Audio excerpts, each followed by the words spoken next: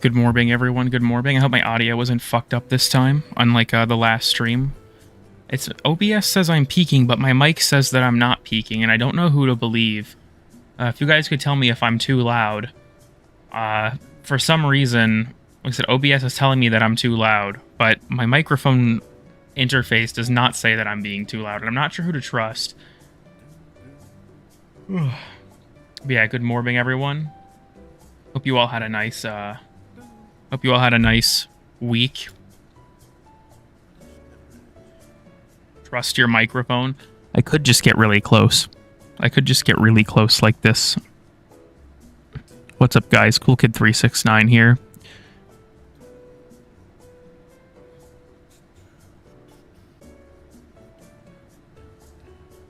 I'll just watch the VOD and find out how much people are lying to me in chat.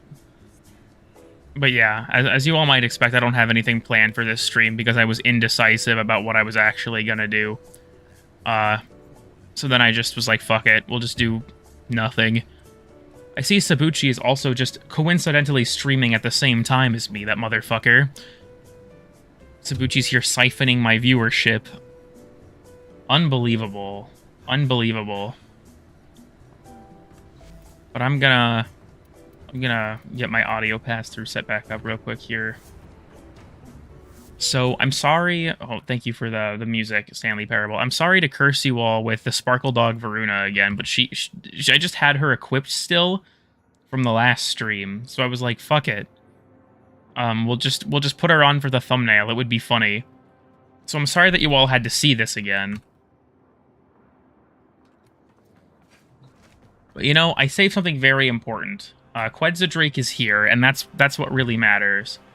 Because, you see, I haven't done my sortie today.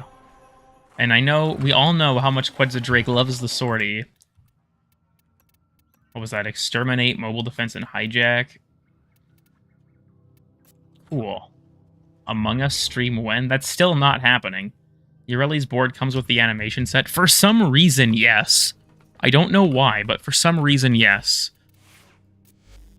Oh yeah, I should probably turn that back on.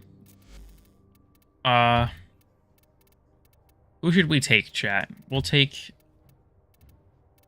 Here, we'll take Gyre for now.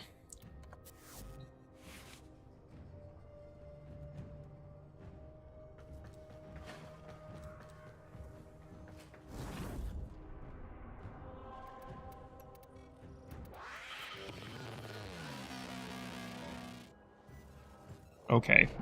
Grendel. I feel like you can't... People suggesting Grendel, like, Grendel's not even a meme anymore, right? Grendel's good. So I feel like, I almost feel like the funniness of it's gone.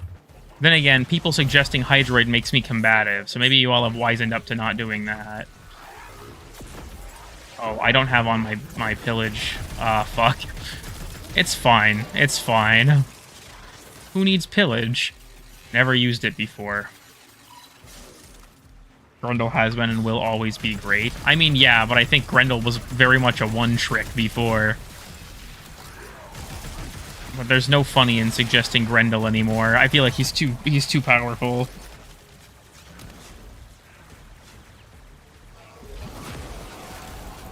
Like I said, though, people suggest Hydroid and Inaros and shit, and that's when I start getting combative. That's when I start fighting people in my chat. That's when I start posting addresses to local McDonald's so I can throw down with some people.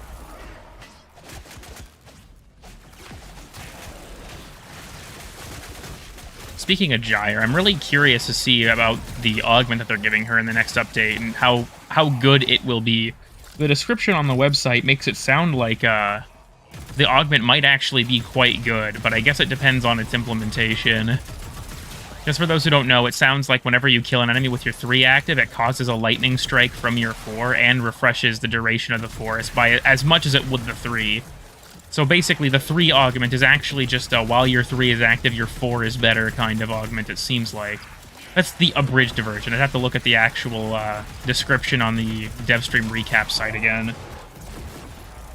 But Rev augment's going to be stupid. I was kind of mortified that they were like, oh yes, Revenant augment.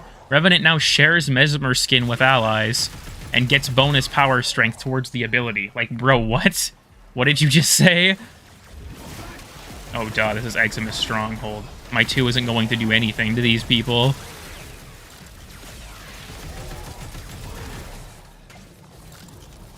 Fortnite? Real and true. I assume other people have been seeing Rebecca's Twitter account lately.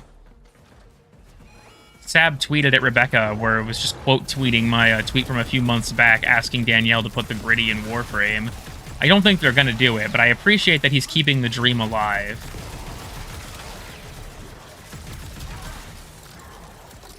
Here, all the charges are only a part. It doesn't say in the description how it's actually going to work. Because the thing is, you can already share Mesmer skin charges with allies by going through them with Reeve. It's just not that many. It's like 1 each time. I'm also not sure if it'll be like if allies near you gain the stacks, or if it's like on cast allies near you gain the stacks, or if it's like you share stacks across your allies. I don't think it's really elaborated on in the description how specifically it's supposed to work. I find it weird, though, because there are abilities that DE still hasn't given augments, because I feel like they're probably just afraid they're going to, like, jack them up too much. So Mesmer skin getting one was kind of shocking. Shared on cast, presumably. And that would be my guess. But, like, we have, like, Mine Layer. Mine Layer still doesn't have an augment. I was surprised Mesmer skin of all abilities was high on the priority list, I guess is all I'm saying. I guess that means that after that, Revenant will be 1 augment away from having an augment for all of his abilities. Dude's been out since, what, 2018? That's rough. That's some rough shit. I'm not gonna lie. Please don't... God damn it, he still stole my energy. Fuck it, we're face tanking this. Hey, cool kid, welcome.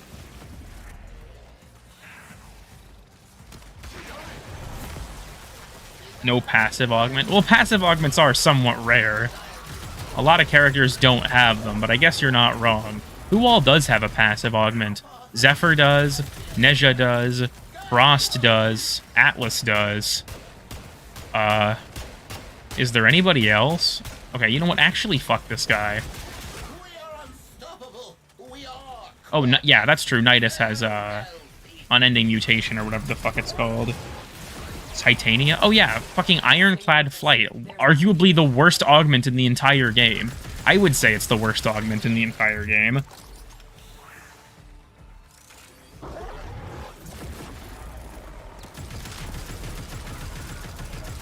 Like, for those who don't know, Ironclad Flight removes Titania's passive Vacuum and Razor Wing in exchange for 40% damage reduction. And it doesn't stack with Aviator. It is literally a worse Aviator. It is such a stupid mod.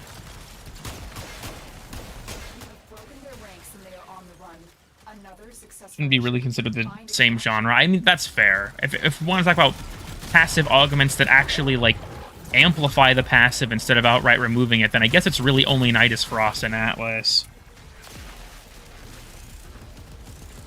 From the perfect mind of AGGP. Was that a suggestion that he had? Please don't tell me that's true. How good is Plasma Sword? I think it's kind of an early game weapon, so it's kind of hard to gauge. I don't use it that much myself, but I should have one I can take a look at once I'm done with this mission. What am I doing? I can just leave. They don't tell you this, but you can just leave the mission. I've left 500 public matches. You know what's funny is, my stats, the mission's quit stat for me is super fucking high because of videos that I've recorded. Oftentimes, I'll get footage for something and then just leave because it wastes time for me to finish the mission. And so I've got like an 80% mission completion rate because I leave missions so often to record stuff. See, just Broken War. Broken War, I think, is like the second most used melee in the game, if not the most used melee, because it's a free quest weapon that's quite good. Play a different game. I thought about playing Elden Ring today, but I feel like that would be a little bit... I didn't know how to set it up, I guess. Let me put it that way. I wasn't sure how I would pull it off in a way that didn't feel really fucking shoddy. I've been working on the Dargan video all day, so... I kind of forgot I was supposed to stream today until like 5 o'clock, and I was like, oh, fucking damn it. Fuck it, we'll play Frost. the funny Iceman. I'm pulling up. Pobbers, real and true. I gotta get a Pogber emoji. Here for the cooking tips. Unfortunately, all I had was the one weird and obscure recipe.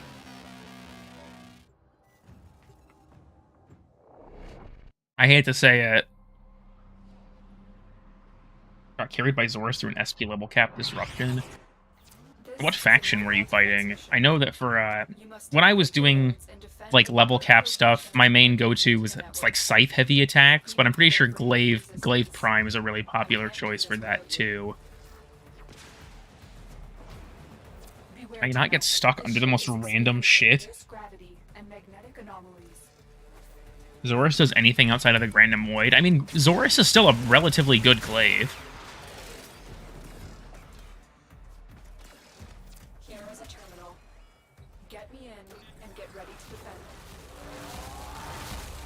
Livestream giveaway bad ribbons. I actually unveiled 3 ribbons yesterday trying to get one for Zorus. And I got 2 for weapons I already had ribbons for, and then 1 for Bubonico, which would be a W if I actually use the Bubonico, but I don't. So, or at least I don't use it often. I have it on, like, my Necros, I think, and otherwise I just don't care for it.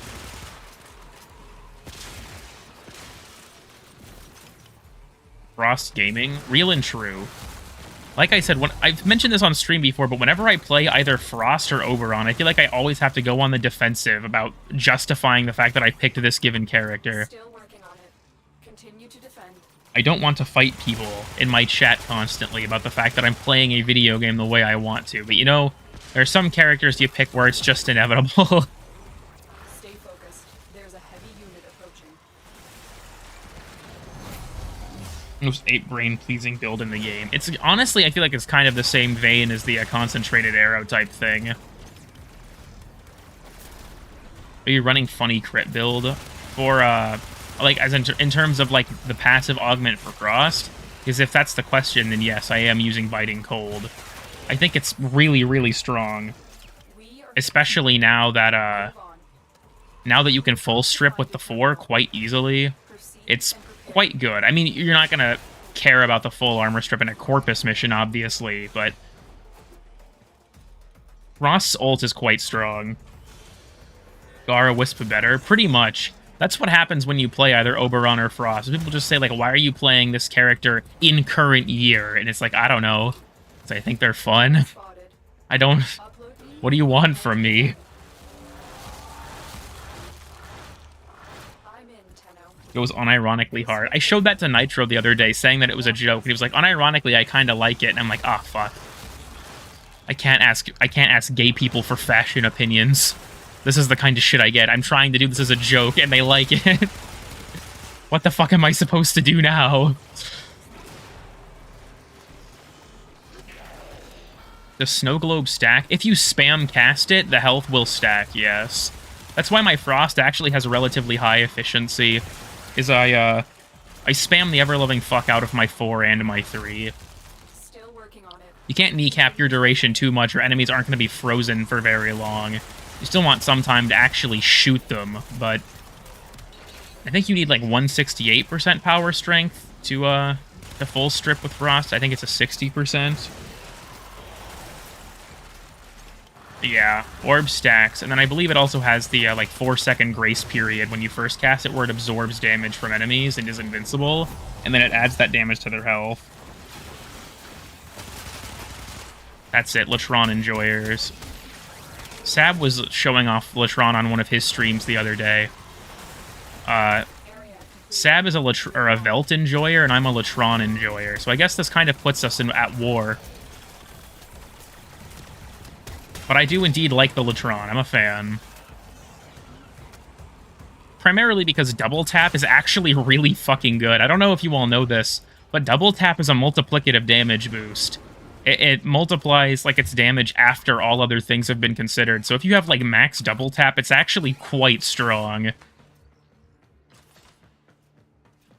I will say though, Latron Prime I think is quite good, but I'm not nearly... I'm not as big of a fan of Latron Wraith. I don't think it's as good. Beat real and true? Hold on. I'm in, Tenno. This will take a moment. More bolt-action semi-rifles. Does it even have any bolt-action semi-automatic rifles? Or bolt-action semi-automatic. That's not a thing. I literally just contradicted myself. Does Warframe have any bolt-action rifles, period? I literally, like, I can't think of any off the top of my head.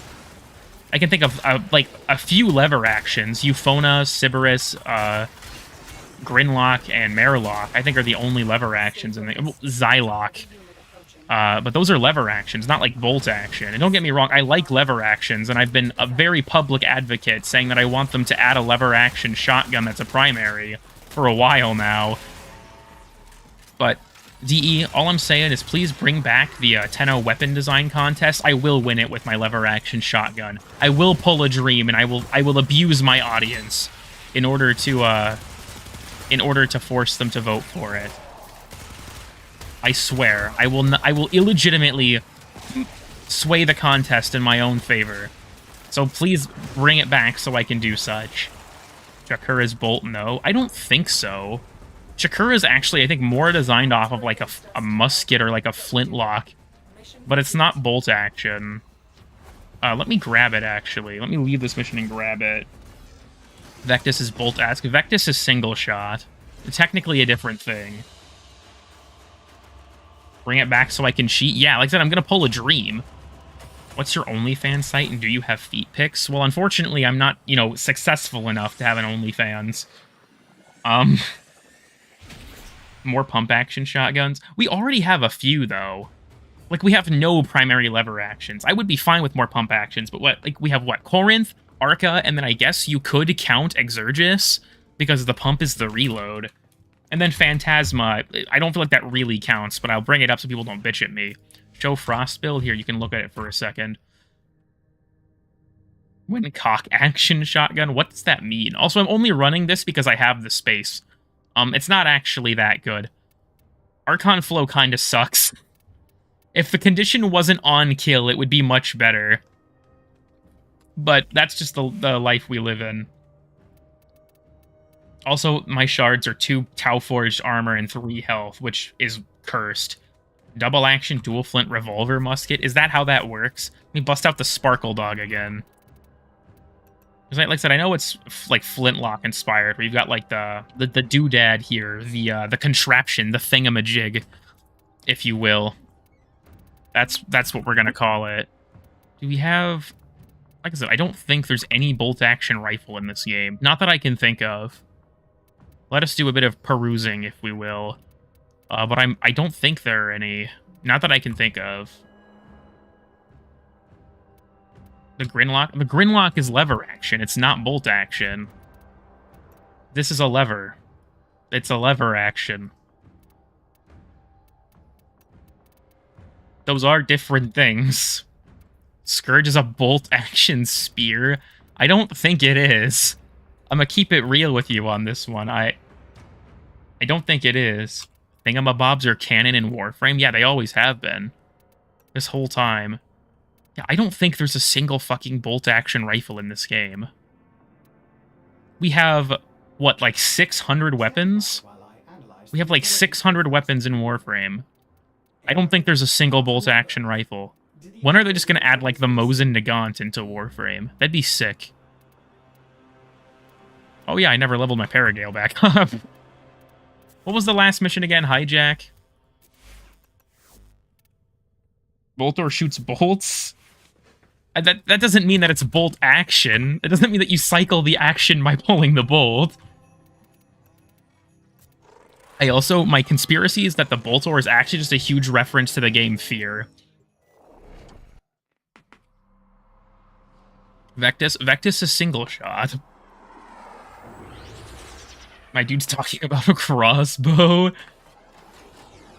Crossbows are bolt action. I mean, the crossbows in this game are all fully automatic. Zuge and Attica are both fully automatic. I don't think I pronounced the first one right, but it's fine. No one is allowed to say anything, alright? Put them in the Gator Explosion channel. It has action and bolts. It's bolt action by definition. Vectis Prime is a 2-shot? Yeah. But, like, it's still not bolt action. Bolt action is each time you take a shot, you have to cycle the bolt. Dude, chat, do you guys know what you guys know what a bolt action is? I'm not trying to be condescending right now. Like, I'm legitimately not sure if you guys are entirely sure what you're talking about. Brayton is bolt action. Real and true. Oh yeah, duh, I can't use my arc gun. This is a fucking secondary only. There's a bolt and it's in an action game. True? Real? Cool Kid fights chat. That means reloading after every shot? Not really. Because, like, bolt action guns still have magazines, and then you have to reload that magazine still. If I had to reload after every shot, that's a single shot weapon.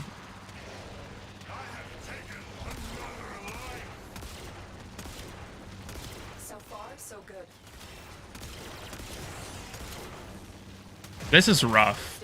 This is like, I only still have this loadout because this is a bunch of old meta stuff from back in the day. I want a belt-fed LMG. Real and true.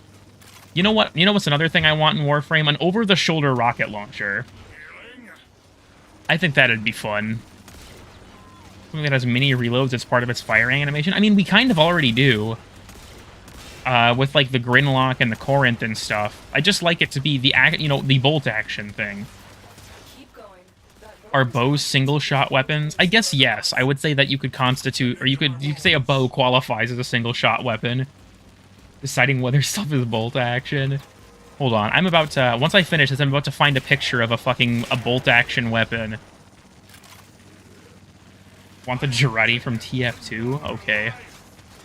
I mean, with some of the weapons we've got in this game, I guess have to be mini reload with bolts. Yeah, that's what I mean. Grinlock is technically lever action, because it's not that you pull on, you don't cycle the bolt by pulling on the bolt. You cycle the bolt with the lever that's by the grip. So they accomplish the same thing, but in a different way, basically. I have a bolt action airsoft rifle. It's trash. Most of them are, from what I've heard, because it's the same with like pump action shotguns, right? It's the same thing. You cycle the bolt by pumping, the pump. But it's a different way of accomplishing the same thing. Why don't you bold action some bitches? I don't even know what that's supposed to mean. Toes? Real and true. Sorry, Salus, you're being dethroned. We're getting more and more specific. People don't know the op from CSGO. Yeah, the op is a good example of a bolt action weapon. Or, like, the intervention from Modern Warfare. Toenails, fungus. That's a fungus. Hold on, I'm about to do a funny. Fuck.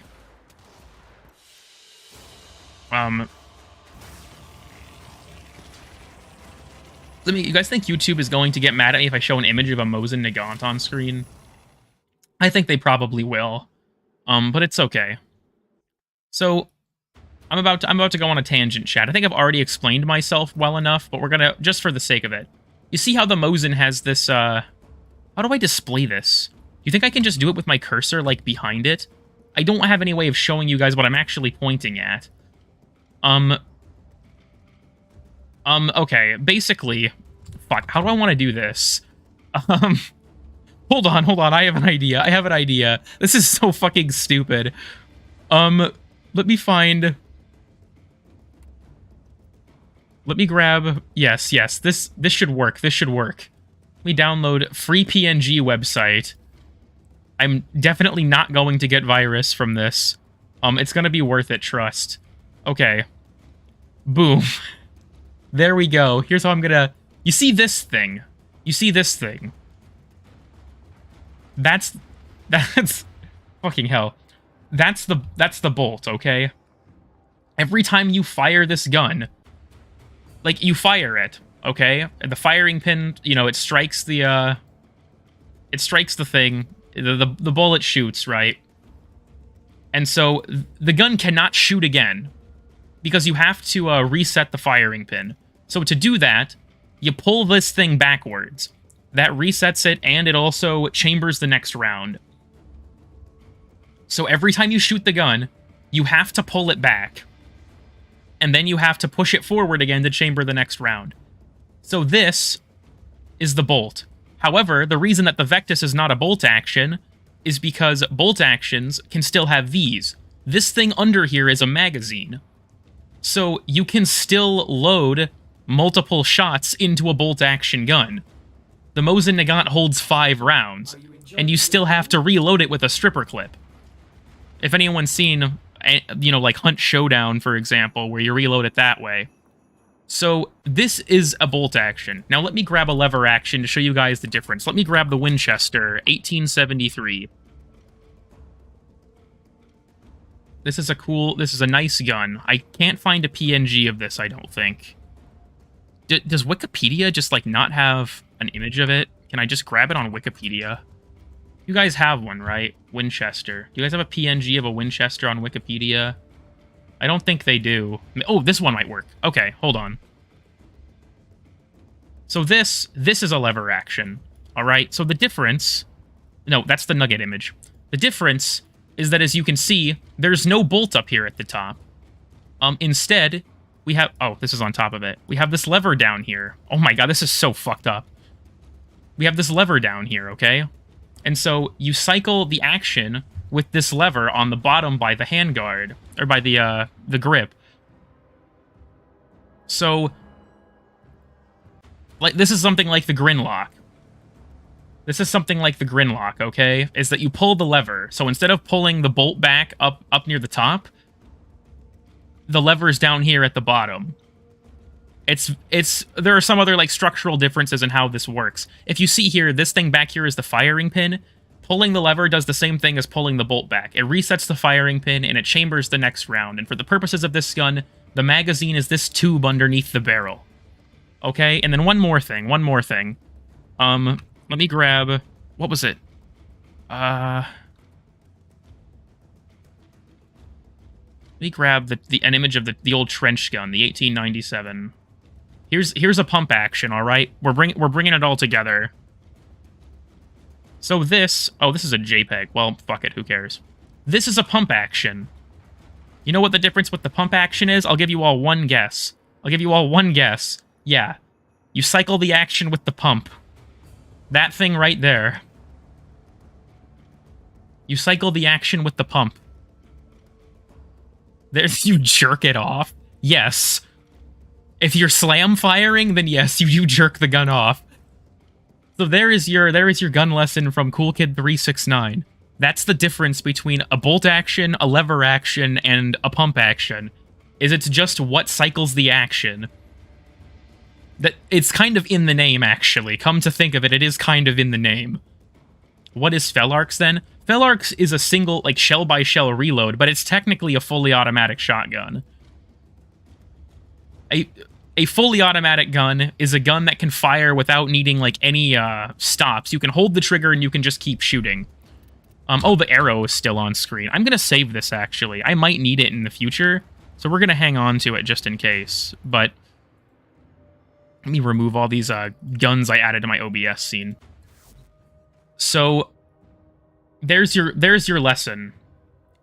A fully automatic gun is a gun that you can shoot without letting go of the trigger. It'll just keep firing. A semi-automatic needs you to pull it in between. There's the explanation for anyone who doesn't know what that is. But Felarx is technically still just a fully automatic gun.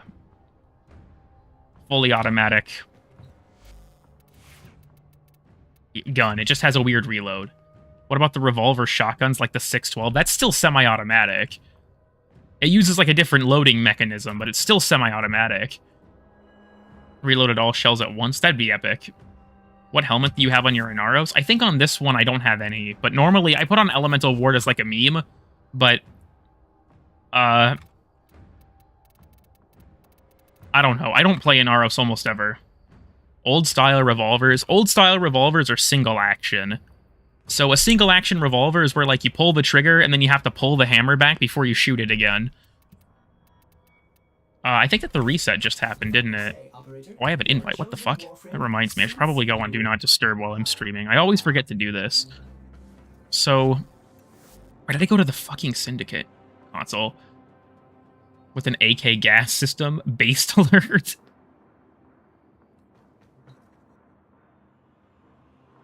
Yeah, I only know about that revolver because of fucking Battlefield. Health conversion synth fiber. Yeah, typically it would just be a meme like that. I keep going to the damn Syndicate console like an idiot. Mobile defense Dude, I hate Archon excavation so fucking much. I hate it so much. God damn it.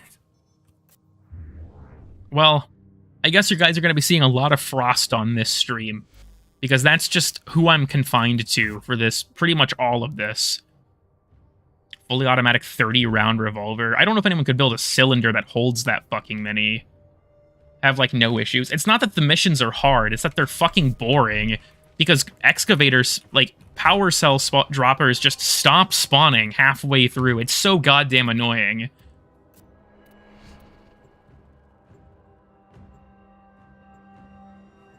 For another defense mission that is also cancer. Why can't we get more weeks where it's like exterminate and survival or something?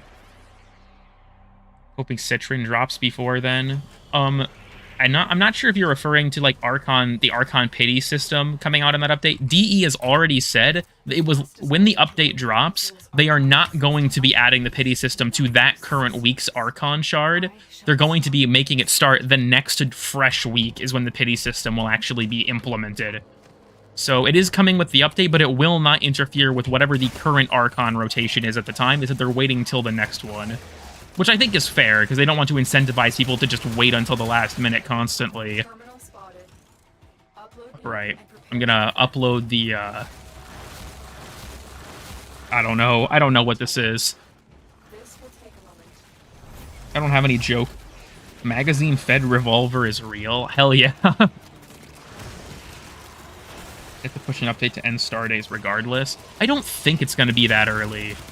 My thing with Citron's Last Wish is I feel like it's probably going to be end of the month, because holy shit, we know nothing about the update. I still legitimately think that Citron is not done. And I'm worried. I'm honestly worried that Citron is going to come out and she's going to suck. Because it really does feel like she's not done. We know nothing about her. Bubbleless Frost to hit the gritty. I think I'd be more like doing a bizarre form of dab as Frost. I don't know if that would be the gritty. Sentience being able to adapt to freeze so that they don't get, like, frozen for as long on consecutive casts is cancer, by the way. I just thought I'd throw that out there. Like, watch this. See? Pretty much immediately unfrozen. After filler update. I mean, I'm glad we're at least getting some small things as we lead up to, Duviri, right? Like I said, Duviri does seem like it'll be a pretty huge update. It's not just for stasis. They adapt to, I'm pretty sure, almost all crowd control abilities. It's just part of their, like, adaptation mechanic. Stasis got hit probably the hardest, though.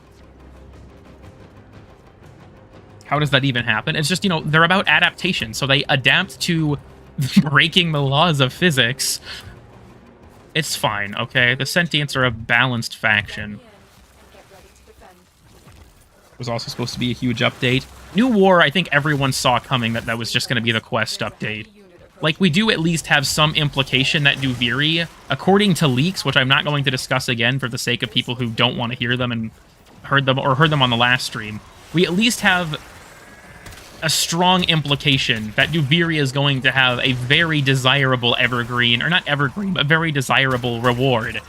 And there are a lot of them, it sounds like. What is a citron? Or citrine, if you will, citrus. That's going to be the next Warframe. They showed off what she looks like on the last dev stream, but we don't know anything about her really otherwise. Pablo gave a brief description saying that she's going to be a support Warframe. Latoris. Yeah. I fucking love Negate so much. I was able to avoid just getting clowned on by that heat proc.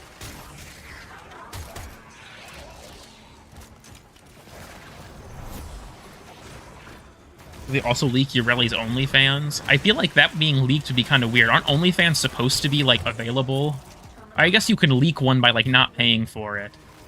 That's what happened to Nikocado Avocado. And I only know this because Zeke wouldn't stop fucking me sending me memes made out of images from his OnlyFans for, like, a month.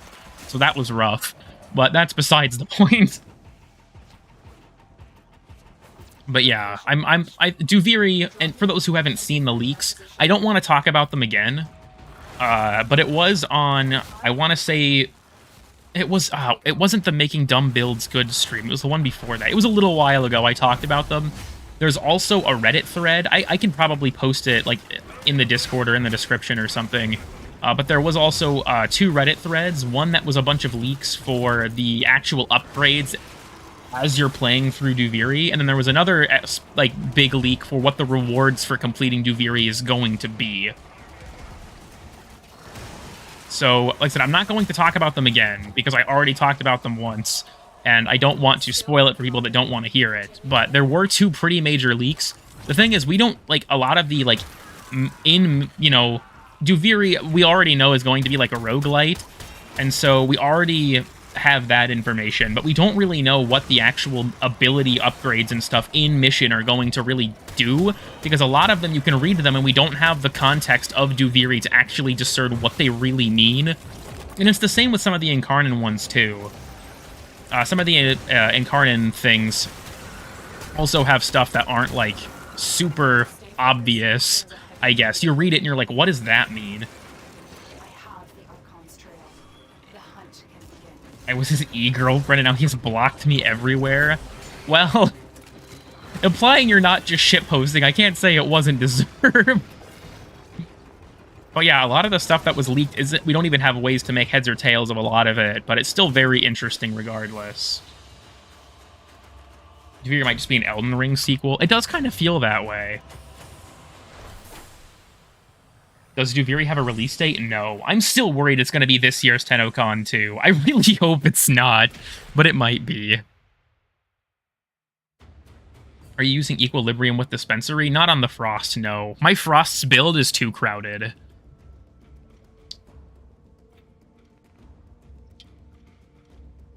Thoughts on late game Amprex? I think you can definitely make it work.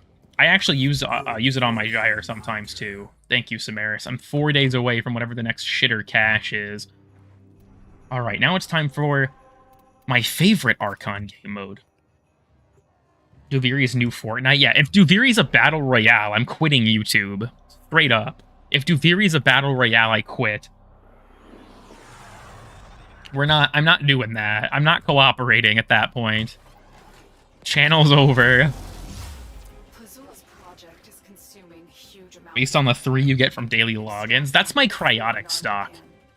Like, pretty much all of my cryotic comes from the occasional sortie or, like, Archon Hunt excavation. And, fucking login rewards. Who will survive? Real.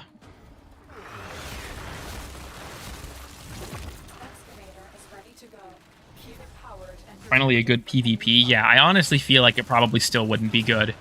Like, listen. I feel like Warframe is a game that is not suited for PvP.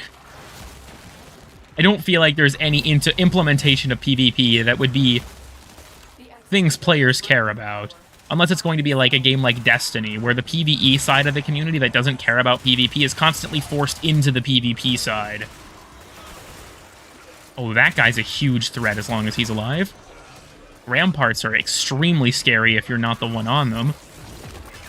If you're the one on them, they're, not really that good. Plan is for that to be one of the future making X overpowered videos is Ramparts, but I still have work to do on it. So it's going to be the Dargan one next. Does that make his build feel complete? I know Atlas... Yeah, personally, for Atlas, I use the funny Brozyme ketamine, but I feel like Atlas is like, there's a lot of stuff that you can throw on him, especially if you're abusing Equilibrium. You can definitely make Lycath's Hunt really, really good. Have you tried making Ramparts good? I know that we did, but it needs more exploration. I think that there's potential there, we just need more ways to push it. I also, for the Dargan stuff, I need to get a small team together, because I have some ideas for potentially making it even stronger. But that would require multiplayer.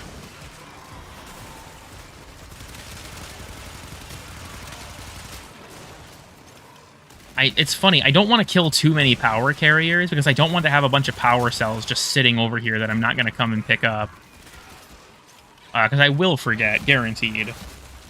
Exalted Vedas Cool Kids Half-Life 3. There is a plan for how I actually want to approach and get around to releasing that, but I'm not going to talk about it, because if there's anything I've learned, it's that I make promises that are worse than Digital Extremes themselves. So I'm just going to keep my mouth shut, and whether or not my plans actually come to fruition is basically just my business until they actually do. I announced the Exalted Weapon video and Warframe Geographic 2 like a year ago. Excavator deployed. Protect the unit while it extracts the artifact. A scanner has picked up a target. Tiburon's critical augment is than Soma's. Well, I mean, there's that, but Soma can also really abuse stuff like energized munitions, or, it's also, you know, fully automatic, as opposed to Tiburon being stuck in burst fire for the augment. I do agree Tiburon's is better, though. Other body part. Why do people ask these things? Like, I'm not trying to, you know, single you out specifically, Mr. Soggy Guy. Even though me saying your name there absolutely just singled you out. But why do people feel they need to ask these things? This is just a broader question. I thought about, like, if I actually hit 20k subs, doing, like, a 20k Q&A, but I feel like the majority of the questions will be things like this. Why is there a down power cell over there? Did my drone kill somebody? He took a life. Mr. Krabs overdoses on ketamine reference, killing people for the past 4 days, and he hasn't responded. Sorry, I don't really care, right? I'm probably not going to answer, because I can't think of anything funny, but I don't really care. Feel free to ask whatever. I'm just, like, because I see this with, like, other content creators, too, where people ask, like, honestly, okay, I'm gonna go on a really, like, specific niche tangent. Being a YouTuber who, like, has their content focused on them being gay would be horrible. And the reason for that is because people just ask, like, the most fucking insensitive questions. It would be a nightmare. The tangent Sona? Real? Having infinite exurgis for 12 seconds. Oh yeah, it does affect all weapons, doesn't it? I honestly kind of forget about that. Unless they patched it, but I don't think they did. Oh, fuck off. I looked down to read chat and a conculus slipped through.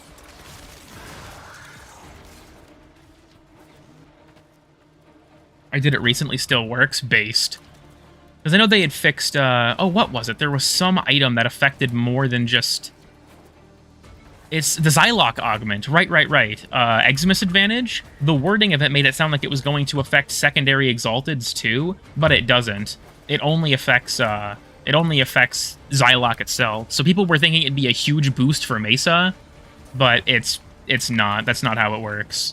Which frankly doesn't bother me, because if it did work, it would be the only secondary you were allowed to use on Mesa. Kind of like old Zorus before they nerfed the combo thing and made it so it reset if you had an infinite combo weapon whenever you used your Exalted. It only activates from secondaries? Yeah, I thought that was probably still the case.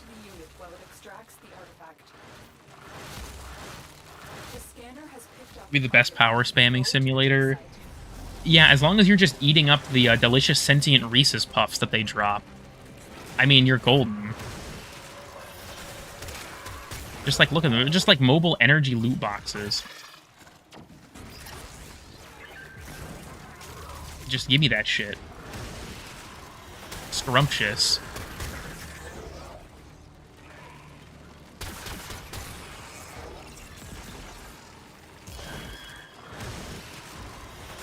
I think you doing streams took away the Q&A interest. Most people ask you things here. I think it was more the channel on the Discord.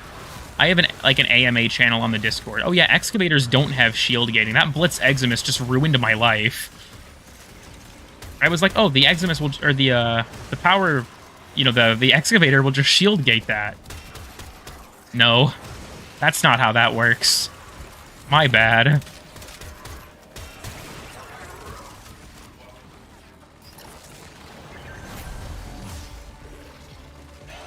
When it came out, those were fun days. Oh yeah, I forgot about that. I didn't really abuse it. Like, I know why Latum is popular, and I use it on my Oberon build because I use all Incarnon weapons on my Oberon. It's kind of more of a thematic thing, but I'm not a huge fan of just, like, abusing Latum in every possible circumstance. I know some people like to play Warframe that way, where it's like, here's the frame, and that I play literally 60+% of the time. Here's the weapon I use 60+% of the time. And it's my one-size-fits-all solution, but I don't like playing the game that way. I like switching things up very frequently. I've shown my usage stats on stream before. They're quite... my usage is spread quite thin. Excavators don't have shield gating? Yeah, they don't. I thought that the Excavator was going to be okay with that Blitz Eximus blast. And it took a fuck ton of damage. My fucking chat crashed for a second there. I'll keep on Praetos for parkour velocity boost. Yeah, that's fair. I want to do a video at some point, although this is going to be a huge pain in the ass, because I need 5 Tau-forged Ambers in order to do it. But I want to do a video of trying to hit the maximum bullet jump distance on Varuna. Why are you calling us out like that? Just, some people play the game that way. It's not necessarily a problem, it's just not how I like to play the game. Also, these power cells have been surprisingly generous. Normally, by this point, they legitimately just stop spawning.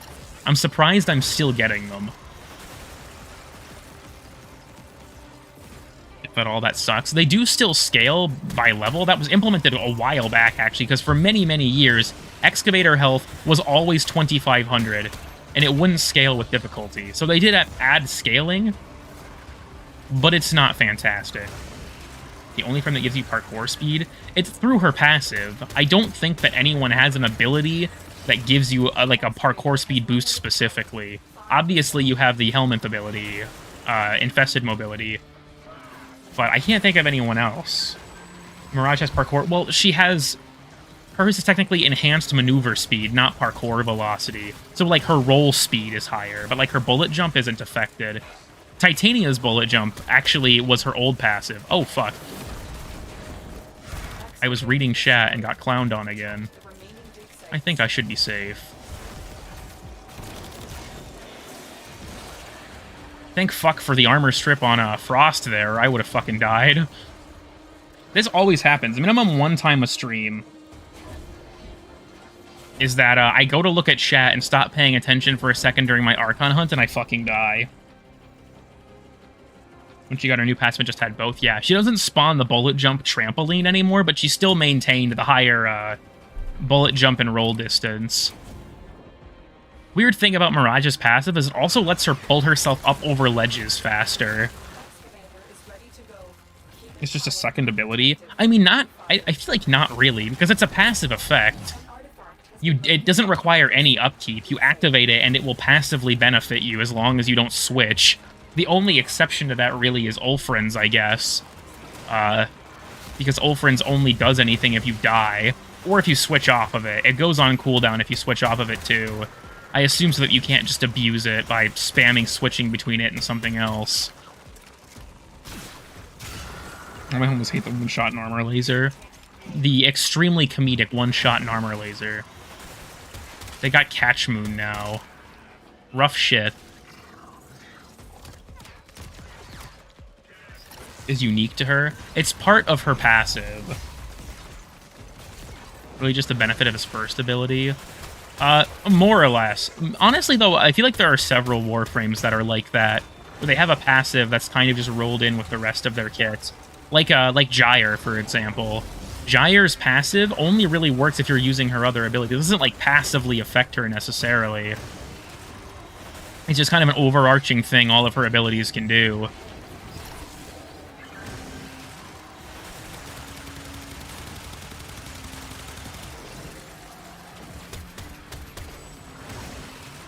Why my fucking chat keeps crashing? Well, I'm going to have to leave an excavator on for like 11 seconds. Holy fucking shit, that was close. Hello, gents. Don't mind me. I am just passing through. Alright, 9 seconds. I can't count. And then we have Mesa's passive. You mean Mesa's 3 passives? Mesa's such a weird character when it comes to her passives, because, like, none of them are that good. Excavator deployed. Protect the unit while it Preparation extracts boost the is a area. secondary edition, yeah. Harrow's is also kind of weird. Picked up a target. Hildren's passives are also really niche. I've talked about it before, where she has a bunch of passives that are all just kind of niche. She basically has better shield gating and protection from toxin damage into her health. Those are the main ones. The power cell for the excavator. And the game never explains to you that her shield gating is actually better than regular shield gating, because it lasts for 3 seconds from a full break, like Proteus shield satellites. Does Excalibur passive affect his exalted weapon? Yes, because it's a sword, it does affect his exalted. Funnily enough, if you have a sword equipped, it also affects your slash dash, because it inherits the damage boost on the stat stick you're using. Few others would have no kit without their passives. Yeah, well, Gauss technically does have a passive that's not just his battery, but it's tied to his battery, that being his shield recharge delay is lower the higher his battery is. But, like, no one notices. Like, I don't think anyone really notices that passive effect. Baruch as well. I mean, yeah, Baruch's passive, though, is still tied to restraint, that being the damage reduction. Protected. So it's not like, I feel like his passive isn't just the fact that restraint exists, necessarily. They still tied a passive into it. Excavator Shield destroyed. recharge, yeah, speed goes up too, that's right. Pazul will need to look elsewhere. Why does she say Pazul that way? That was almost, like, strangely seductive. You're related, aren't you? What the fuck? That was weird. Anyways, we're just leaving. I don't want to talk to Lotus anymore. Excavator destroyed. Protect the remaining dig sites. Lavos passive. I mean, like, a lot of characters have passives that aren't necessarily always affecting them, but they aren't like abilities you have to cast either. Base damage additive, or is it base damage or additive damage to Excalibur's dash? So, Excalibur's passive, I'm gonna be point blank with you all, sucks, and I wish they would change it. It's 10% increased damage and attack speed, additive with base damage mods and attack speed mods. It's borderline unnoticeable. If they changed it to be a multiplicative buff or increased the numbers to like 20-30%, it would be pretty good. But it's honestly not that good in its current state. Proteus passive is the best passive in the game. Oh, the increased power strength on every 4th ability. It's really good. I don't know if I'd say it's the best necessarily, but I do think it's absolutely up there. Thought my game crashed for a second there. That was scary. Your chosen Warframe Mag's passive is just vacuum. Yeah, for a long time it was only vacuum on bullet jump. Oberon's is, yeah, the allied pets get a boost, which is nice. Like, it's okay. Would still be trash for additive. The attack speed would be good. The attack speed 30% additive with mods, I think that would be good. The melee damage, no, that would still not be good, I agree. It would have to be like 50% for anyone to even start caring. I think I'm going to take Fenmore, just because the upkeep on it is lower. Did something with his other abilities and not just Penance. It is kind of just like Penance and then like survivability, I say kind of with air quotes, I guess. Because he could still become invincible. If you're one of those people that wants to, like, abuse the invincibility by deliberately dumping your crit bonus by, like, falling off the map or something. Worst passive in the game, what would it be? Easy. Inaros. Inaros' passive is terrible. It actively works against him. If memory serves, you can't use Last Gasp. It, like, all Inaros' passive does is screw him over, if it even activates. There are plenty of bad passives, though, don't get me wrong. Loki's passive sucks. Hydroid's passive sucks. I'm trying to think here. Let me consult chat. Oh, dear. Let me not die first.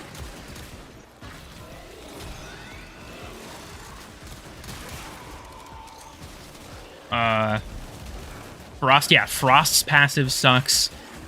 There are plenty of bad passives in this game. The funny thing about Frost, though, is that I feel like they could buff it really easily.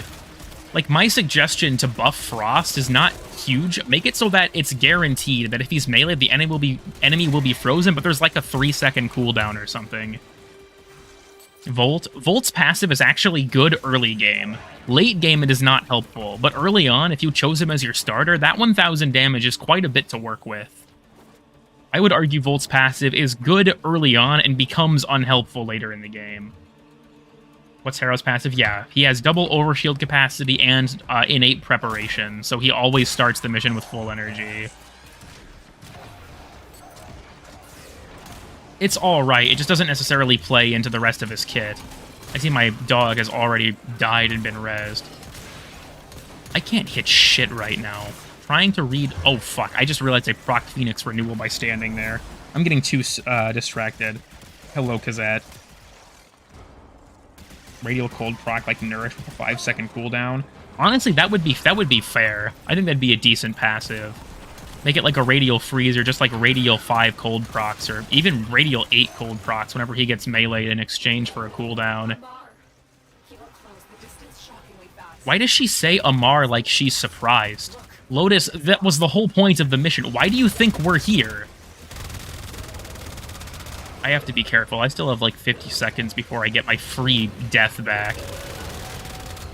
It's funny because, like, normally I don't feel like running Phoenix Renewal is necessary, even in a mission like this. But because I'm constantly reading chat and whatever else, I need the cushion that I'm able to abuse. Oh, right, fuck. This dumb fuck teleport strips you of, you fucking bitch. Yeah, that. When he teleports you to him, it removes all of your channeled abilities. I was like, why is my health not regenning? Because Amar's a bitch baby and fucking robbed me. Fortunately for us, though, Amar is easily the easiest Archon. He's kind of a joke, if I'm being honest. In comparison to the other two, at least.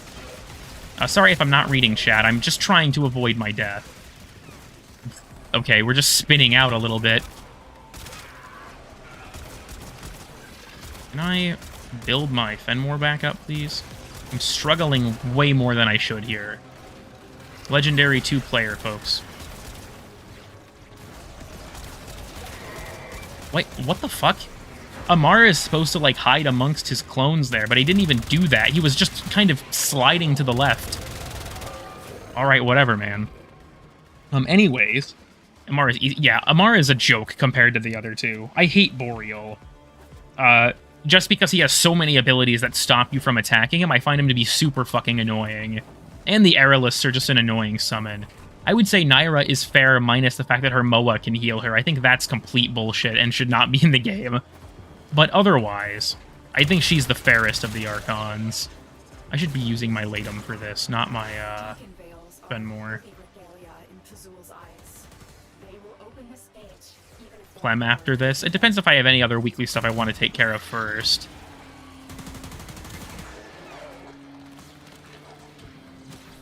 Naira has heal and very high burst, more or less. It's just like... Boreal just spams like multiple consecutive moves that stop you from hurting him, and it's extremely annoying. And like I said, his summons take the longest to kill. Amar's summons are pathetic. They're weaker versions of enemies that already normally spawn. In my opinion, they need to be buffed into something else. Make them like the, oh, what's it called? The Summalist, I think? The guys who, like, summon the, Spectralists? Or are they called Coralists? The dudes from Orphix that turn into a portal. Those guys. I don't know, make it that. That might be cool.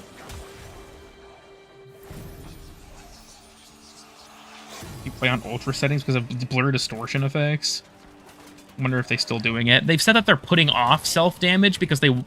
In their initial testing with the model they had shown us, they said that there were too many edge cases where it didn't behave like you would expect, and that if they are to reintroduce self-damage, they want it to be as consistent and easy to understand as possible, which I agree with.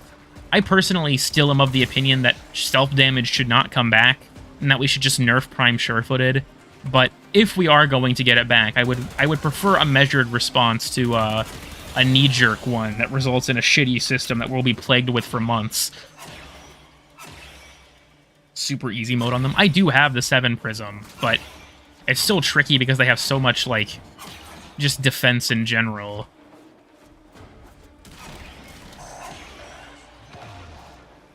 Okay, we're pulling up. We're pulling up. We're gonna run up. We're gonna drive by MR real quick. So I posted this in the Discord the other day.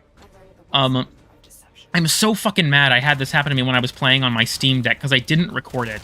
You guys know, for those of you who've watched Warframe Geographic, you know this at least. If Kubros, wild Kubros on Earth, are in like a docile state where they're not attacking anything, they'll actually pick up items like ammo boxes and stuff and bring them back to their dens, which is a really cool little environmental thing. I discovered they also can pick up focus orbs, and they'll bring focus orbs back to their dens, which I thought was really interesting. But of course, it had to happen on my fucking Steam Deck, so I couldn't record it. Was that actually him? I was just shooting shit. Why does it... I just realized, why is it when he did his summons that he sounded like a whale? Fucking Archon Amara, your mom Arc. Yeah, his healing ability is also just a complete fucking joke. Uwu pounces on you? Blitz. You fucking cocksucker, leave me alone.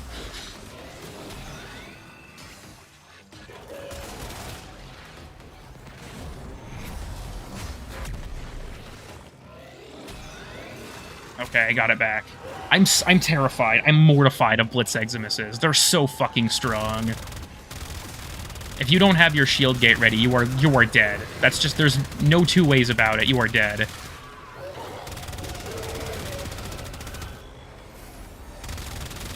Yeah, look at, you don't even, like, Naira, you have to get behind her. Boreal, you have to enter his bubble. Amar, you just have to shoot him.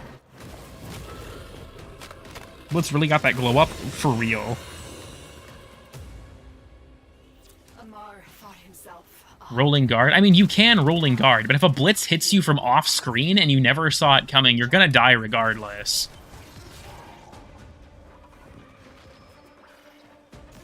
Like, it depends on the context, but if you don't see the Blitz Eximus, they can kill you extremely easily. It's the same with, like, an Arson Eximus. If they hit you with their fire proc, you have, like, a split second to get the fuck out of your Warframe before you immediately die. Alright.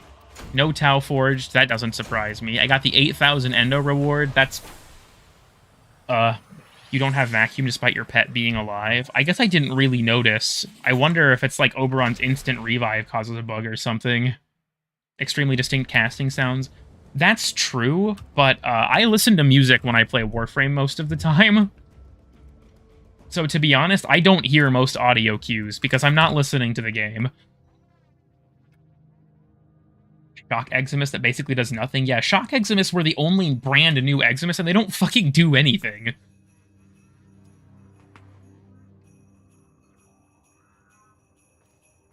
Which music? Just like music, like on Spotify. At base, any suggestions? I mean, my Caliban is not particularly optimized. Let me look. I don't play, like, I play Caliban from time to time, but I haven't put, like, a ton of investment into him. I think it's, yeah, for me, it's mostly strength and range. Honestly, I guess my solution to energy is just Energize and Xenoric, and then casting this only periodically, because the thing about his 4 is that it leaves a lingering zone. If you see the duration, it leaves a lingering zone for 15 seconds at base, so you can put it into, like, a doorway or something, and then just, like, leave it there. I hate how DR hasn't fixed it yet. Fixed, what is it? I'm assuming, I think, can we make Chalaban? And the question is, no. Chat Revenant is already enough of a travesty. I don't want to do that again. Probably listen to some white women type of beat. Fucking hell. Companions not working in Archon fights. Oh, yeah. Enjoying the view? They would easily kill at a distance and not be very visible. Yeah, Toxin Eximus units also are able to just, like, if they touch you, you die now. So that's rough. Literally 1984, real. Well, I guess we all know what this means.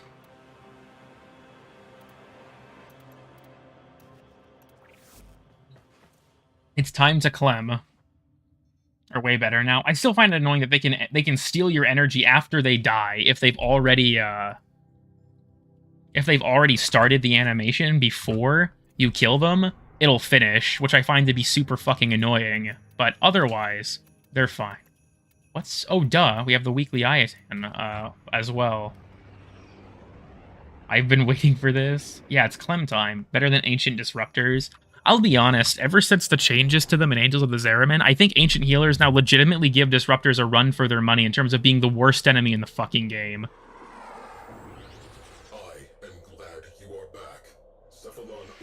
I find, like, Ancient Healers... I've talked about this before, which I say all the time on stream because I repeat myself like crazy.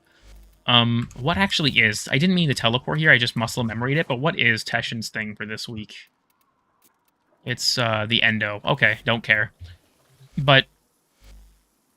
Overguard on Eximus units I'm fine with, because I can just crowd control the weaker adds and then focus on the Eximus and kill them. But when you have multiple Ancient Healers that are buffing every single enemy in the room to be immune to your crowd control, it's horrible. I hate them so much.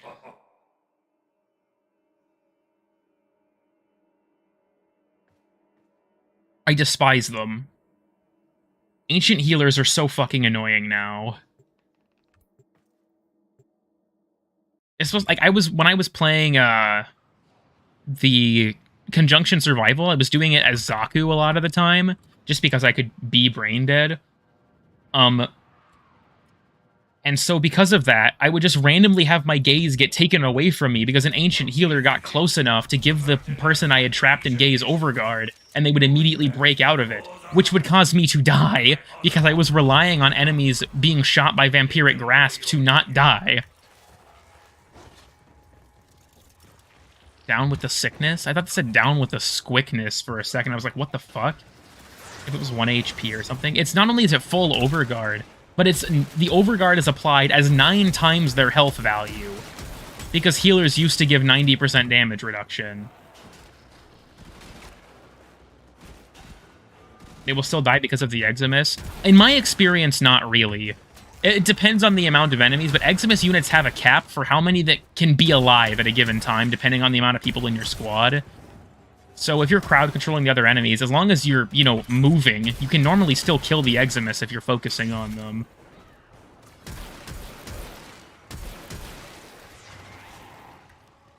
Gave you shields instead of health? That would be rough.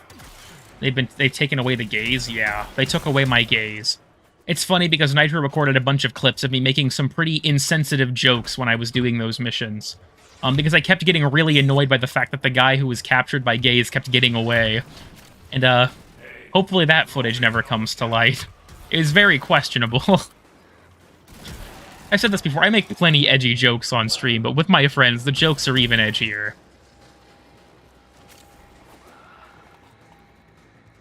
Why does it count as a sniper and picks up sniper ammo, but it's not a sniper?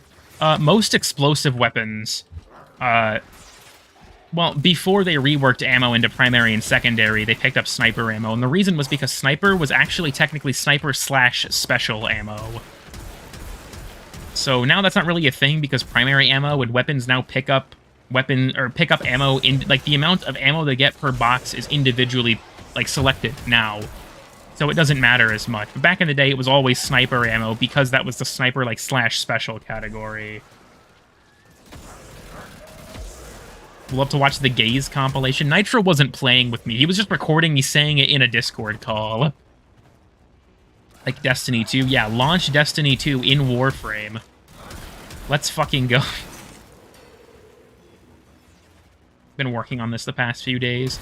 I mostly use a 777, just because I don't care to take it off. I'm surprised how many people left after we started doing Clem. That's rough, man. People don't like Clem these days. People don't find Clem to be funny anymore. What are we supposed to do? Because that... Why do you keep switch teleporting with me? Why do you feel the need to behave this way? I'll explode your gator. Opinion rejected.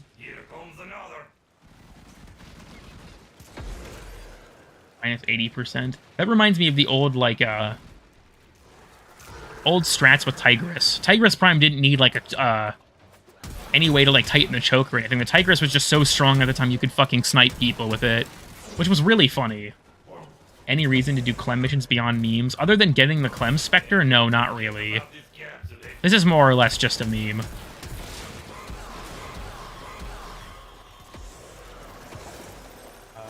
Do they have safeguard switch? I doubt it.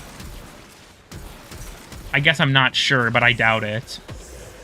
Instant buffing Nova Orbs was nice. It really was. These days, I actually use Rubico. I just bring Rubico Prime, and it takes a couple shots on the orb with my galvanized buffs up to immediately max it. Nova's orb is really good. Nightwave, if it's a thing this week. I have already finished my Nightwave reward track, and I don't really care about the prestige tiers. Maybe I'll do them if I need to pad for content, because we've only been live for an hour, right? But I don't really feel any desire to play, to fucking play with the Nightwave stuff. I find Nightwave to be a bit of a slog. You even get paid when you finish a Clem mission? I mean, outside of, like, the Spectres, I don't think there's any, like, particular bonus payout.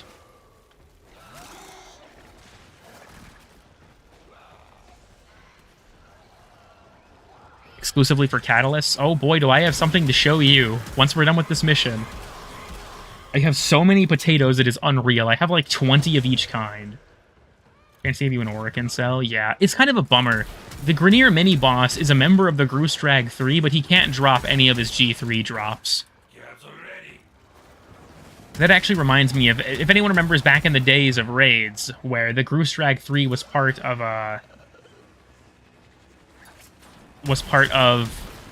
oh, well, I'm losing my thought track. They're part of the hijack part of the raid.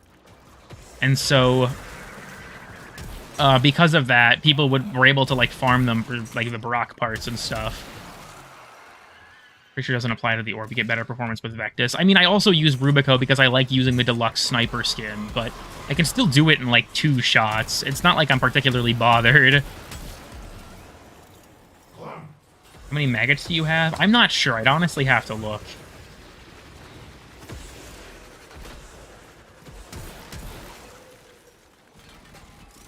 $15 cred per prestige level is kind of low. Steve even made a joke about that way back when Nightwave Series 1 had its prestige levels.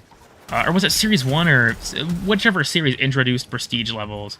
He talked about how he felt like the amount needed to be increased, but I'm guessing they decided against that because they realized how long series were going to actually end up running for. So they were like, all right, never mind. Hello, Eximus Ancient Healer.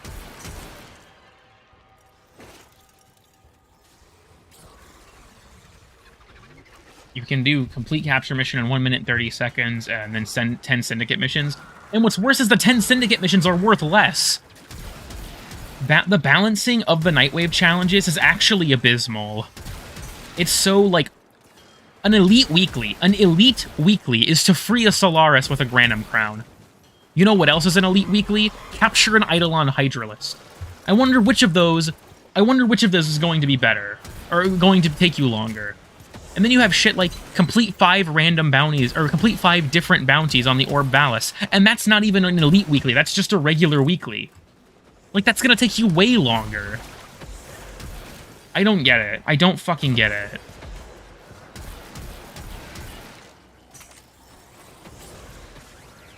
The balancing is just completely fucked when it comes to Nightwave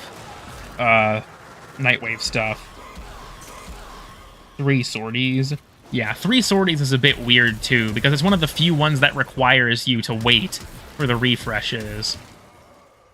think some are for newer players. I mean, yeah, but at the same time, even a new player, that would take, like, completing 5 random bounties on the Orb Valis, being on the same level as complete 3 capture missions, even for new players, that's going to take way longer and be way more difficult for the same reward. Complete Pepega. I'm pretty sure that one's a bug. I thought that they had said that they had fixed it already, but I guess not. I guess it just manifested itself back into the game.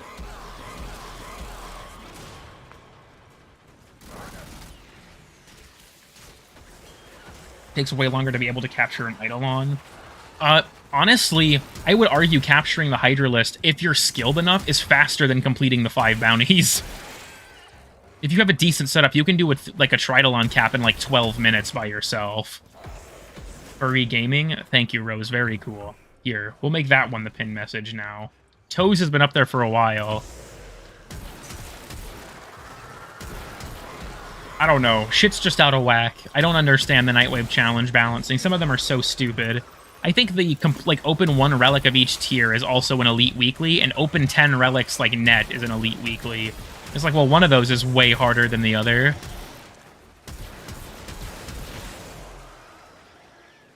Isn't an Elite Weekly yet. Maybe they want to keep him a partial secret. I wouldn't be surprised if they do just want to keep him, like, partially as an Easter egg. Beating John Prod and being an Elite Weekly would suck, though. That would be minimum 1 hour of dedication.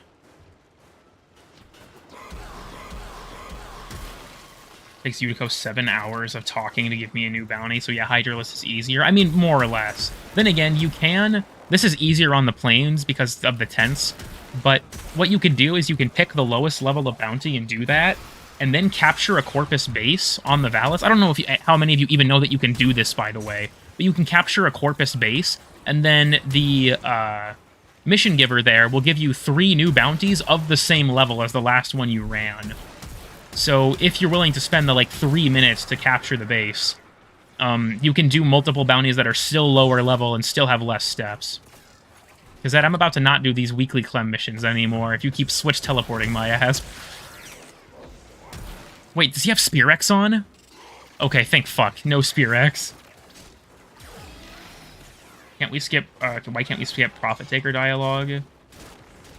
I honestly don't know why. If you're referring to, like, the pre-mission dialogue, I don't know why we can't just skip it all. In mission, it's funny because a lot of it doesn't matter. You can just like, do the boss fight while they're talking for previous steps of the boss fight. Use base camp captures to max my Bone Widow. Yeah, if you have, like, a Necromech, especially a Void Rig, it's really easy to just capture them and then use that for easier bounties. So that you don't have to deal with, you know, 4 or 5 stage bounties later on that take much longer than the lower level ones.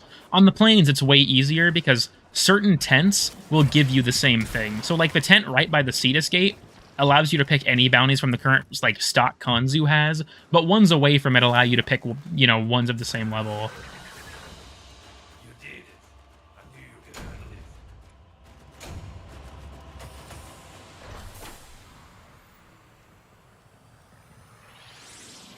Skipping the pre-mission dialogue is just mashing mouse 1. It is. I want the 3rd spider to be called Liquid Assets. I don't think the 3rd spider will ever get a name, because he's stuck in that stupid lake for the end of time. Or till the end of time.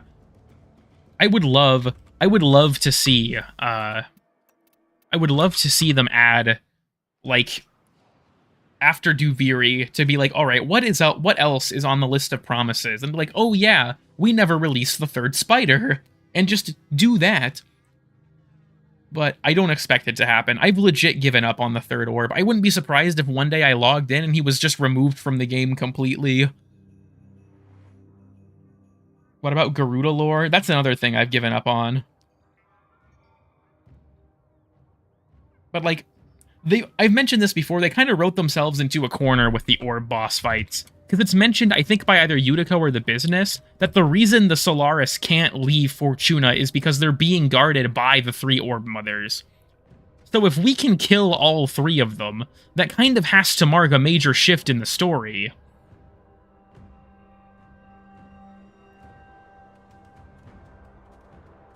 Like, they're more likely to do this stuff than Scott/Steve were. I feel like a lot of Steve's philosophy was just reaching for the next thing. it seems like, aside from Duviri, a lot of the philosophy is trying to brush up older stuff, which I think is a better approach. We're still getting new stuff, but whatever I've done, the ammo rework Pablo did. Even so, I feel like the ammo rework was still controversial enough, right? We like it here, so we're saying. Honestly, they could just find some excuse for why the Solaris can't leave Fortuna. Like, I don't know, Nef's capital ship will just glass the planet or something. They finally removed the boxes around Fortuna. Yeah, the blizzard finally ends. I think Duviri will have fishing. I honestly doubt it. Veiled John, Veiled Flying Chicken Man, Veiled Jordis. I'm pretty sure Jordis is canonically dead at this point. I also don't know how you would veil a Cephalon. Hey, came to trade? Hey, welcome to my bazaar. Also, John Prodman is too badass to be veiled. Okay, let's do this. Eternalism and wipe your hands clean. I still think it's funny how often people in the Warframe community meme on Eternalism, despite the fact that it's never been used as a get-out-of-jail-free card in terms of writing. The only time you could argue it's been used that way was with the unification event for Barrow, and even then it was more of just an in-universe justification for something that had to happen regardless for technical reasons. But like, Digital Extremes thus far has not used Eternalism as a cop-out or a bad writing tool. I still don't necessarily like its inclusion in the game's lore, but I don't think they've used it in the way people keep acting like they have. All that had to happen is Eternalism was introduced and people are acting like it's already been used to commit several heinous writing sins. The unification event was essentially a gag. Yeah, it really was. They basically gave it like a goofy in-universe explanation. It's kind of like the Twitch drop event with Darvo and his girlfriend, right? It's like they gave like a little like stupid in-universe explanation for why things were happening, but it wasn't really to be taken that seriously. Wukong nerf, that was a shit show. Honestly, I think that it was kind of funny. Darvo has a girlfriend? Yes, have you not read the Twitch Prime messages whenever there was new Twitch Prime drops in the last Twitch Prime? Yeah, Darvo got conned by a woman that ended up becoming his girlfriend. I don't remember if they stayed together by the end of it or not. Darvo wasn't gay? Real. That's what we came here for. Your job's done. There's no reality in which anyone in this chat gets any bitches. That's true, actually. That's canonically accurate.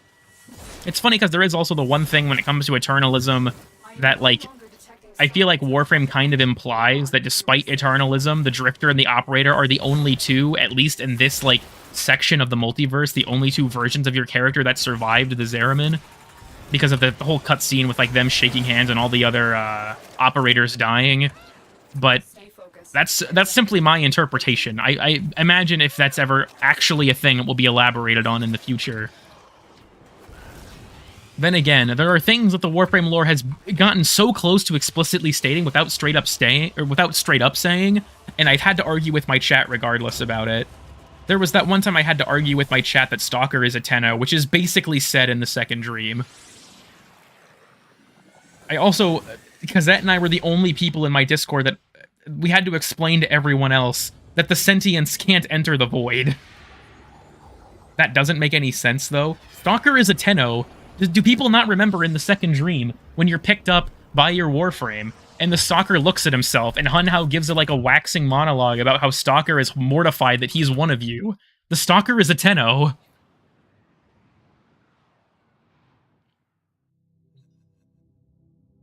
His acolytes probably are too, by extension.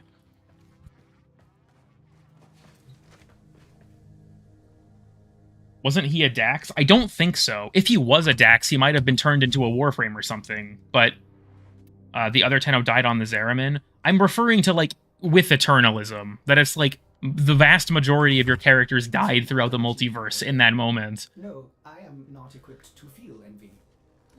If he wasn't a Tenno, I think it's pretty obvious. Well, a lot of people would argue he's not a Warframe, but he's clearly based on Stalker.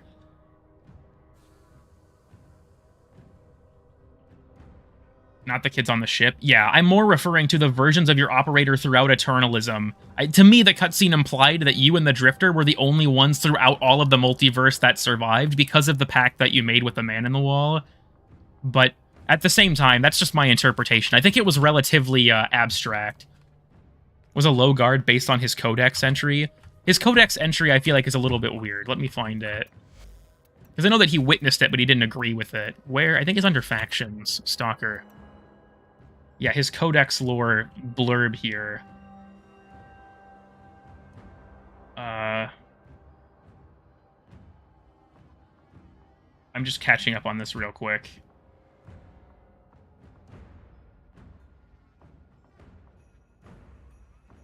Yeah, it's never really necessarily said what he is, just that he was there. But, like, you look at the Stalker and all of his acolytes, they're all based on Warframes. I don't know why it's such an earth-shattering thing. Me too. 3 Second Dream lore is a Wild West. It really is. They don't have void powers until, I don't know, the Lotus almost kills them. I think it's going to be elaborated on in the Duviri Paradox why the Drifter got their powers. I feel like that's still, like, the thing we're waiting on. Cutscene implied that you were still here because every single time Operator died in-game and had to redo mission or was forced back into Operators because of Eternalism. It's pretty cool. Pretty cool. Pretty based. But yeah, I'm still not even sure, like, why is it that the Operator just suddenly came back, like, to our timeline after reliving the events of the, on the Zeraman. Like I said, I'm expecting Duviri to explain some of that setup. They never make an NPC Tenno. I'm guessing it's mostly just because the Tenno are the player character at large, and it would be kind of annoying for them to change that. Because it kind of recontextualizes some dialogue. But, like, it's clear that there are Tenno that aren't the player character. Like the dead Rhino in the New War, right? But at the same time, it's kind of implied that we're the only Tenno that actually awoke from the second dream. Because they talk about other Tenno operatives and stuff all the time.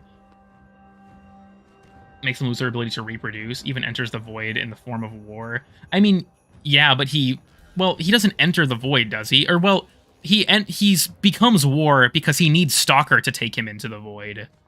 That was why he made the pact with Stalker. But the void is poison to sentience. There's a reason that in order to enter the void, they had to use Suda's energy in her quest. Which made the timeline void retroactively make them a Tenno? Potentially. Like I said, I don't really know. Didn't know he existed, so the Orokin didn't make him. I think it's more of like, I don't know. Rel was an outcast, so it's possible that the Orokin made Haro. I mean, it's kind of, you would guess they would have to if there was a Prime. But it's that he was an outcast from the Tenno, and so because of that, he was not known to the Lotus.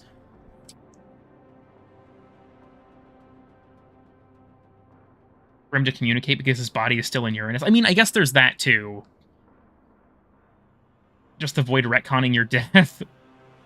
But anyways, Warframe lore conversations are convoluted, and a lot of the game's lore is not explained in a way that's extremely clear-cut, which is fine. But at the same time, it's like, you can talk in circles about the game's lore forever if you want to, because there's so much of it that's up to interpretation.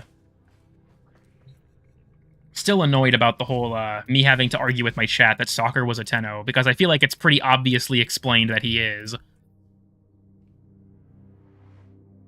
Is a bully to mentally down kids? Well, our Tenno specifically, I don't think it's ever stated, but Margulis seemed to be a bit, I don't know. She didn't seem to be a big fan, let's put it that way. She's like, man, I'm not special ed qualified. I have a normal teaching license. I don't know what else I should even do. I'll equip my Atlas, I guess. Fucking why not? Oh yeah, I have another red shard.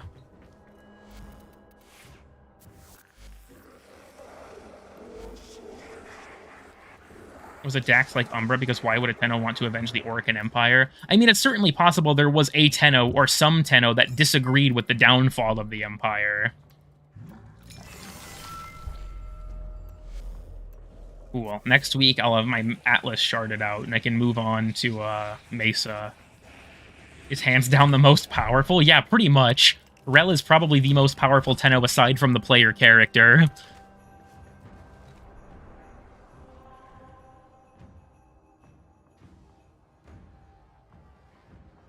I need to go to Before I forget, I have to go to Drifter Camp and grab his Amber this week. Pharma Sister? That would extend the stream by, like, minimum 2 hours. I see Dripless. You can't escape. Atlas Drip is eternal. Look, it's the funny, weird, and obscure thing Salus mentioned with the wind effects on my Syandana. That's crazy. It's almost like I'm playing the game I talk about on my channel. Everything here does the job. Dead set. Cool. Give me that. What are the challenges? I'm not going to do the call mission on stream. I fucking hate the call mission streaming them. I hate streaming them. The mission, I'm sorry, call missions are boring. Destroy 3 Pazul Axioms? That's new. I haven't seen that one before. I don't think it'll be hard. But I've never seen that one before. This is a decent one, though. Doesn't look like it's going to be too annoying.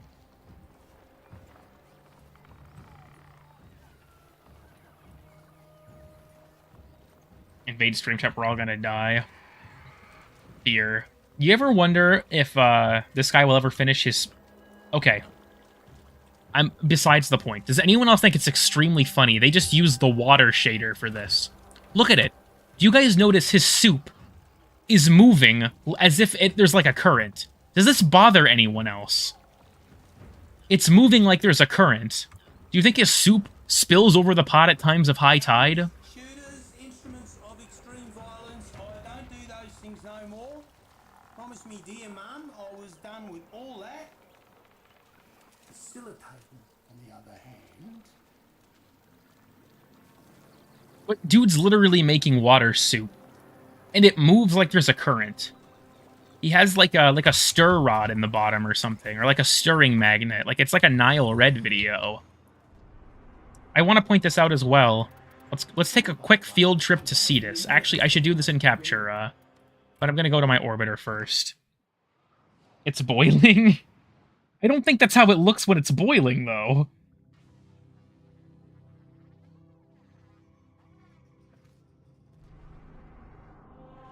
Or let me go to Captura. I want to point out, in Cetus they do the same thing, and it pisses me off. Because it looks so stupid once you notice it. Let him cook.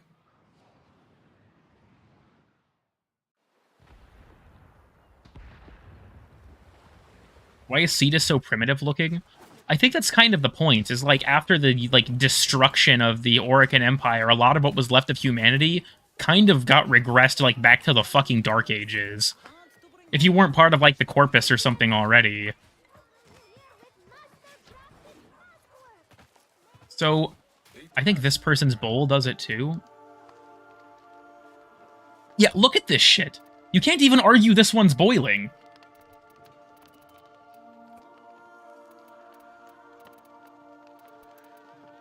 Look at it. It's just the fucking lake shader.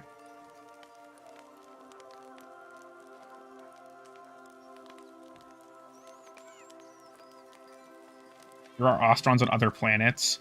I know that there are more throughout other places on Earth. Other planets I'm not super sure about, but I wouldn't be surprised. Because there are Solaris on other planets too. It's straight up said in the debt bonds. But here's the one that bothers me the most, okay? Here's the one that bothers me the most. The dog water bowls. One of them is clipping. But look at this. It looks like sparkling water. But like, it's not water. It's too white for that. I don't know what Tisanai is giving these dogs, but I don't think I can talk about it on YouTube. There are Ostrons in Fortuna. Oh yeah, there are a couple Ostrons in Fortuna and on the relays as well. It's milk, yeah. Carbonated breast milk. That's... Has anyone seen... The developer for Faith the Unholy Trinity just tweeted carbonated breast milk with no context on his Twitter account a few days ago. And I was just like, what the fuck? All of the new Blood devs are insane. It's kind of funny. Look at this guy. He's got a bird. Look at these birds in prison. Let them out. Free my boy. Free my boy. You know what? I need to do the certified lurker moment. I haven't done it in a while. If you've been lurking in chat, you haven't been typing anything, you just kind of been watching, go ahead and just type free them in chat. to let me know that you're alive, right? I gotta check in on you all from time to time. Go ahead and just type free them.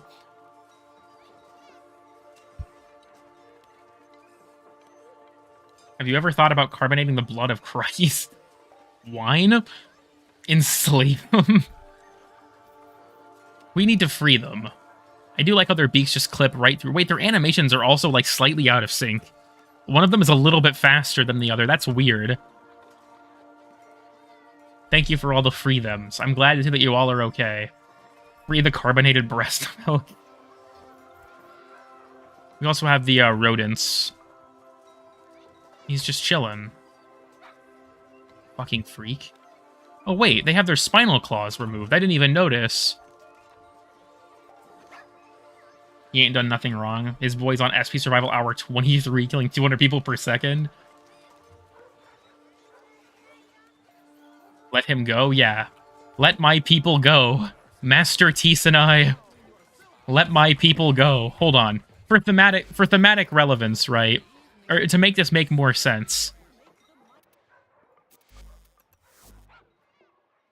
There we go. Let my people go.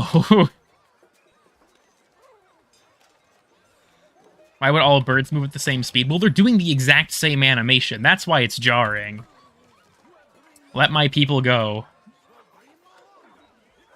It's like they aren't synced, keeps it from looking too manufactured. It still looks pretty manufactured. Once you realize it's the same, like, 2-second animation loop. It's just, I saw them sync up for a second, and then they got out of sync again, so I noticed that it wasn't that they were playing out on an offset. It was just that one of them is faster than the other. Calling birds his people. I'm Zephyr, thank you very much. That's where the thematic relevance part comes in. Just kill Tisanai? True. Fuck. It doesn't work. Well, shit. Most sane vegan protester? I'm gonna be like PETA. These dogs are held in captivity, which is wrong. So I will take them and kill them myself. PETA grind set. The birds in Cetus are free. I have 300 birds. Kanye West in chat. Don't worry, Idan lives in politics. He's allowed to make that joke. Also, I'm making a reference to VeggieTales. And in that, yeah, Larry is Moses. Let my people go. So Idan is correct. Based on the reference I'm making, Idan would be correct in this case. Yeah, see, there's a Solaris guy here, too. Multiculturalism. He wasn't here until Fortuna was added, actually. There's some Corpus dudes by a loading dock thing, too. I think they're over here. I don't know if their ship is always here or if it's on a rotation, actually. Yeah, I believe that there's a Corpus ship that's here from time to time.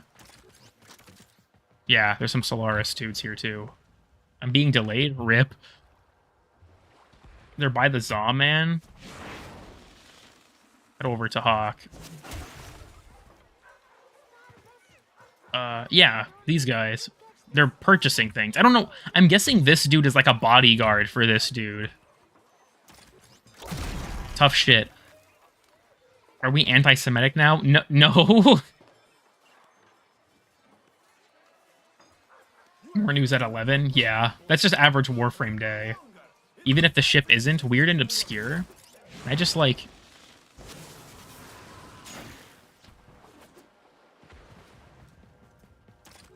Can I shoot it still?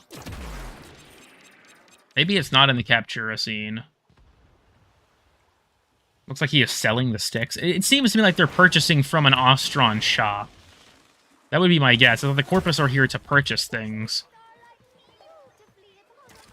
He might be the one selling this, but this seems like Ostron craft. Maybe they're taking it over. Maybe they're just stealing it. I am. Speak for yourself, cool kid. Damn. Okay, based alert. Also...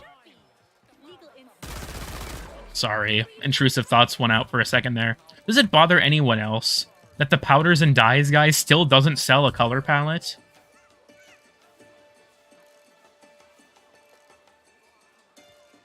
Like, I really wish this guy sold a color palette where you could, like, buy individual colors from him with Cetus standing or something.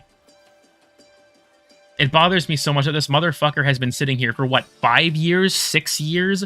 Scouting about his powders and dyes, and he doesn't sell any. It's like when they said, that you would be able to purchase rugs in Cetus during the Plains of Eidolon reveal, and they're a fucking platinum item. You can't actually buy them from Cetus. And yes, I am still annoyed by this. I want the colors, and guys, I just shut the hell up. Yeah, like, at least if he's gonna scream at me, actually sell me something. Fish Jenga reference? Is that...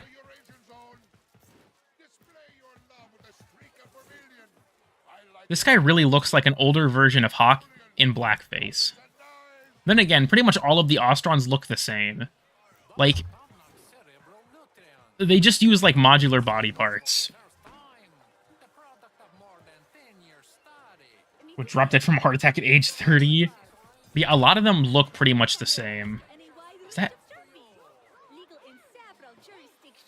What the fuck is this person doing? The only Ostron that's bearable to, like, look at... Well, Old Man Sumbat's got the weird backpack. Who do we think is the least ugly Ostron? Fisher Hylook is, like, fine, I guess. She's not a particularly pleasant person to look at, though. Rugs. This is getting too racist. Don't worry, I haven't activated true racist mode yet. I think this is a kid, by the way. There's a child selling some wares here. Actually, the least ugly one is Pedlek. Pedlek is the best Ostron. He sits in his fucking basket.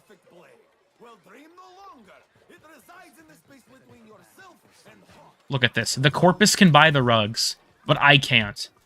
The Corpus can buy the fucking rugs, but I can't buy the rugs. Do you see this shit? I'm outraged. Nikak is a kid? Yeah, I know. I think this is also a kid, based on the, like, clothing they're wearing. Can I enter? I don't think I can enter Anko's thing in the Captura scene. I'm pretty sure it's its own Captura scene. Wait, I can? What the fuck? Why is it its own Captura? I still get kicked out as my Warframe? Okay, that's why it's its own Captura scene. Hello, Anko. I have come bringing gifts. Fuck. Clowned on myself. Anko's dead. Don't look. Trust me, bro. Trust me. Anko's dead. We killed him. Yet Pedlek is doing literally nothing. It's weird. Like, why doesn't Hawk just fire Pedlek? Also, okay, conspiracy. What if Pedlek has been dead this entire time? I know it looks like he's moving. But what if he's actually been dead the whole time? Or, like, he's brain dead. And Hawk is, like, screaming at him, but Pedlek, like, can't do anything. He's just dead. What are these? Selling the fucking Molotov? The Ostron Molotov? The Crunch? That reminds me, Kanzu here is actually just wielding, like, a Zaw, like, staff. He's got some weird, like, thing on the end of it, it looks like, too. Unexpected tragic and good joke? Pedlek is Hawk's son, maybe. Screaming at him because he can't let go. What if... That reminds me. Where it's like... Smokefinger has a line about how no one can hear chatter other than Zood. But I find it... Like, I'm curious, right? Is it that chatter speaks in a language only Zood understands? And, like, everyone can hear just the weird chatter beeps? Or is it that we're the only ones that can actually hear chatter at all? Because Smokefinger makes it sound like no one else can hear them. Shotgun Grikata is based, but hidden by a sweet mask. I think that's correct. I think it is actually modeled. Let me see, because Chipper's kind of the same way. Hawk. Oh, fuck. I can't get there. I can't get... Bitch. Let me in! Come on. I'm so close. I'm actually a little too close. As part of her suit, she's a very... or she's just very heavily schizophrenic, perhaps.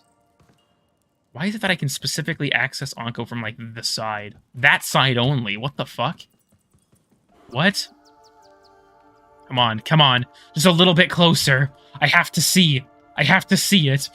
What if he's just Kanzu? What if Anko is actually just Kanzu from another timeline? No clip cam glitch. I honestly don't know how to do it. A lot of the ones I know have been fixed. I swear to God. What if Anko is actually secretly just that?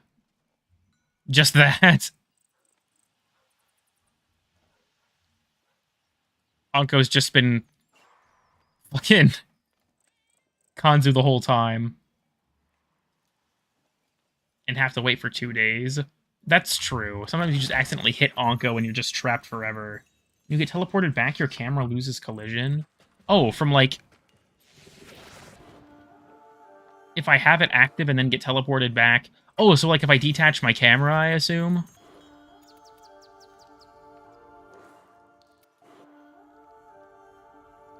Perhaps not. Oh, fuck. Right, I detached my camera. Anko was Kanzu in 2 places at once. Fall out of bounds? Do I have to be in my camera when I fall out of bounds? Or is it just when I fall out of bounds, period, it just loses collision?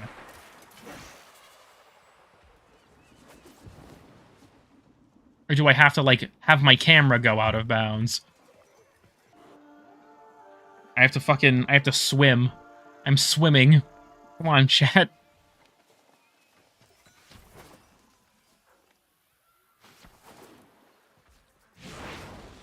Live weird and obscure reaction. And I entered the eternal darkness. That was scary. Gay portal on every channel? I mean, according to Eternalism, I guess that is technically correct. What if I just, like... there she goes. That was sad. Where am I? What the fuck? After me opens the camera? That's just the fucking, it just plays the second dream theme whenever you do that. Oh, wait, what the... where the fuck am I? Hello, welcome, Lunar Lotus. We are currently fucking around in Captura. Do I just have to take my own camera out of bounds?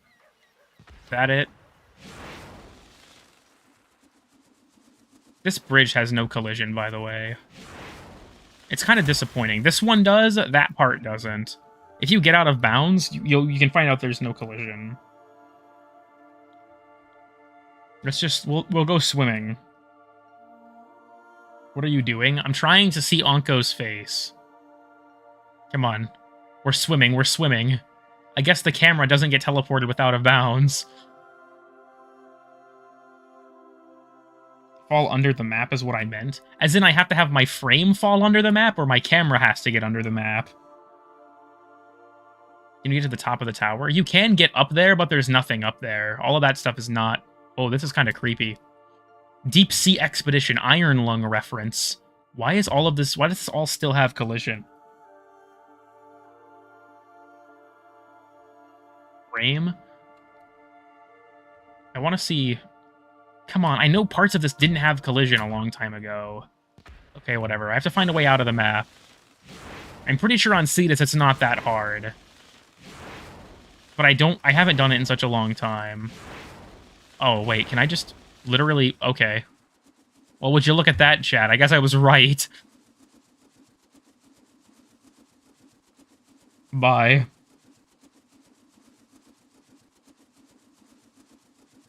Giant sharks and huge zombie robots. We're just, we're going. Oh god. Epilepsy warning, I guess? I don't know why it's just flashing like that.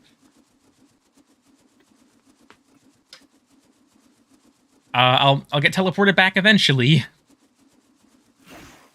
Eventually. Okay, so my camera just loses collision. It still does appear to have collision. Maybe I just did it incorrectly.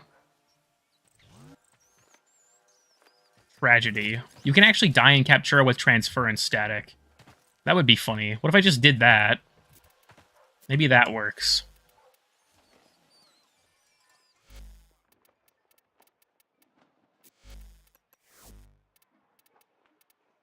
Let me, I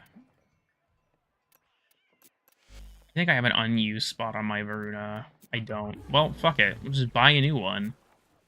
Just call it empty. Sure, that's fine. Time to get murdered. Oh, I have a companion on still.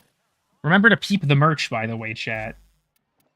Let me get rid of my Panzer. Keep the Varuna's merch. The Varuna Cool Kid merch. It's so bright. Holy shit. The Cool Kid channel merch. My fucking...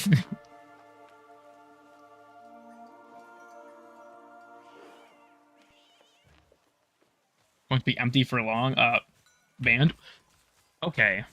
So let's... Oh, Jesus Christ. I'm sorry. Let's spawn... Wait, can I not summon enemies in this scene? Well, fuck. I need some way for my operator to die. Wait, fall damage. Can I die to fall damage?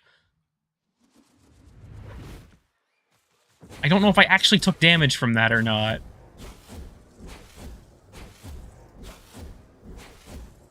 We're just gonna go to space, I guess. You're gonna shield gate regardless? Fuck, that's true. I don't think I'm taking damage. I'm not even hearing the shield break noise. Summon the on-call and turn friendly fire on? I guess that's fair. I could just do that. He should just immediately start trying to kill me. Or not, sir? Maybe I have to summon him after. What about a regular, like, Spectre? Guys? Now they're gonna attack my frame, but not my operator? Okay, what if I have to summon them as my frame, and then my operator gets attacked? No?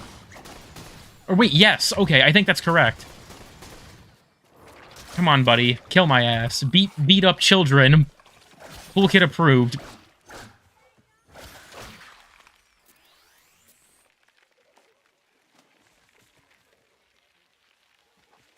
As a Warframe? I did. This Nidus appears to be... He's given up. There we go. Alright, I gotta do this quick. I gotta get it 4 times. Come on, just kill me. Kill me. Come on, come on. I believe, I believe. It's gonna work. It's gonna work. It's probably not gonna work, but, you know, we might as well try. Please kill me, thank you. I should... Yeah, now I'm in down but not out. Oh, fuck, I didn't mean to activate. Well, this will let me die faster, I guess. We're gonna kill him, too. Fuck this guy. Oh, God. Oh. Never mind, we got fucked. Well, now I can toggle the camera. I still have collision, though. I'm just dead.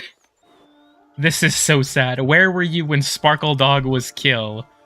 She's headbanging. What song's she listening to right now? She's just hanging out. She's covered in the infested goop. Oh, her fucking clan stuff also turned into its default form.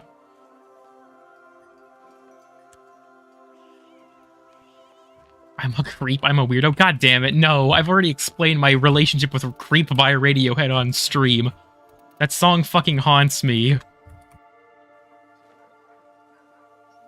This is so sad. This is so sad. 1 like equals 1 prayer. I'm a freak man, like, for real. I got infested on my frame. I'm playing my frame. I'm a freak man, for real. And alright, fuck this. Fuck Captura. I've been conned. I just wanted to see if Anko was secretly Kanzu. Because I'm pretty sure... I think in his scene he's not even there. I can check, but...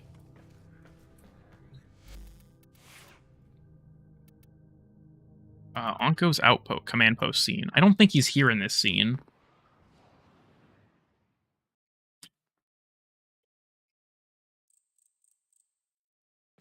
Yeah, he's not here. Well, someone in chat suggested trying to manipulate the camera when actually visiting Anko. Is my stream dead? My YouTube preview just quit on me. I think it's still working. The one on my phone is still here. Watching 144p Warframe is a weird experience. I'm streaming in 1080p. If you're watching 144p, YouTube just auto-set it that way. No reason to fix it. Honestly, Digital Extremes has fixed so many Captura bugs that never needed fixed. Like, they also patched being able to get out of the map with your K-Drive, which fucking sucks. Unfortunately, you're still streaming. That's correct. Unfortunately, you all are still watching this. Mega bummer. Mega sad.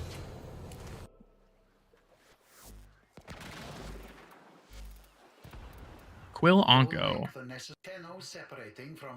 And I, like... My camera gets pushed into my face. Can I, like, get nice and close to him and, like... Oh, guys. Holy shit. Is he just Kanzu? Kanzu has a different eye color, doesn't he? Oh my god. Guys, I think Onko is just Kanzu. What the fuck? They're the same person? Oh my god, I think... Hold on. Salus is right, I should take a screenshot. I think they might be the same person.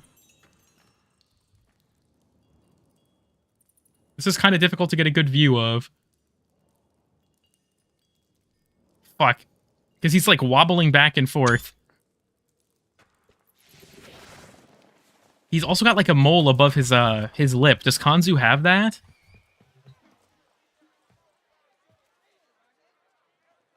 I can't really tell. I don't think he does. Hold on. I have to pull up this image of Onko. Let me go into Captura again. Let me go into Captura again, so we can get nice and close to Kanzu. Fuck it. I guess we going back to Captura. This is important. I can't bear this much information. I'm leaving. Real.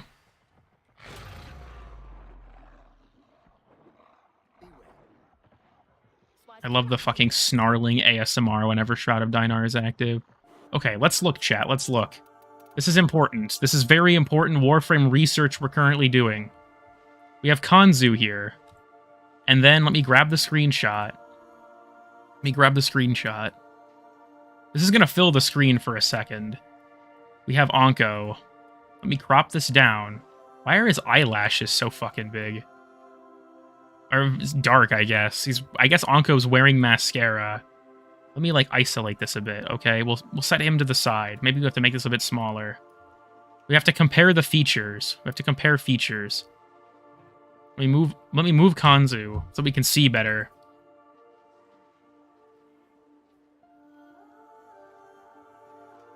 I think maybe, can we get a little bit closer? Can we get a little bit closer? Can I just, like, fucking, like, obliterate my... Oh, God. Okay, yes. Ultra close-up. Ultra close-up. There's a different... I don't know if... That might be a mole above his lip or just part of his mask clipping into his face. It's difficult to tell because we're, like... This screenshot of Onko is kind of fucked up, just regardless. I can't tell if his hair is whiter. I can't tell if his hair is whiter or if it's a lighting thing. That makes it just look like his eyebrows are whiter than Kanzu's. I'm not sure.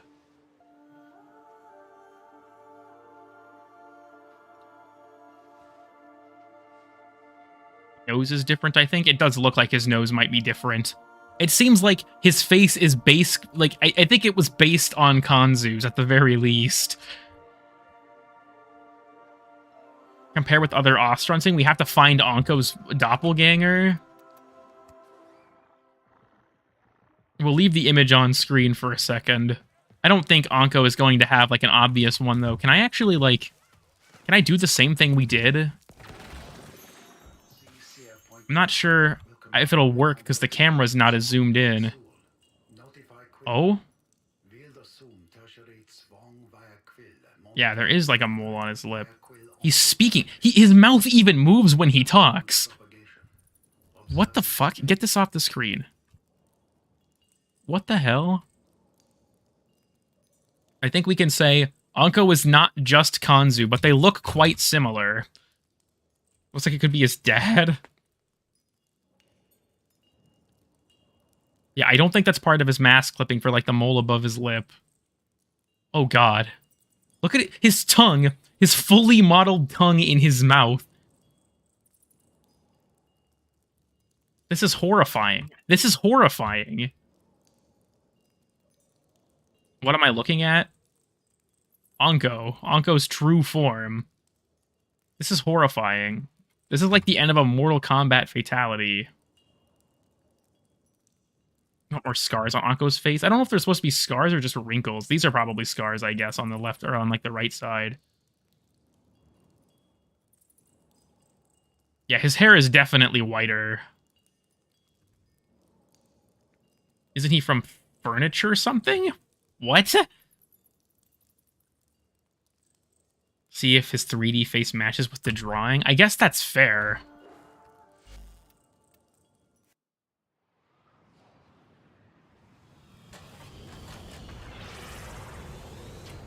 I think it's the exact same. It does seem like it is different. Oh yeah, it sent me back to see this. It does seem to have some differences. His eye color is the same. It could be that Anko is Kanzu from the future or something. I mean, who knows? They do share the eye color, but that's not, like, huge. But yeah, let's look at, it's under Universe, Fragments, Gara. I mean,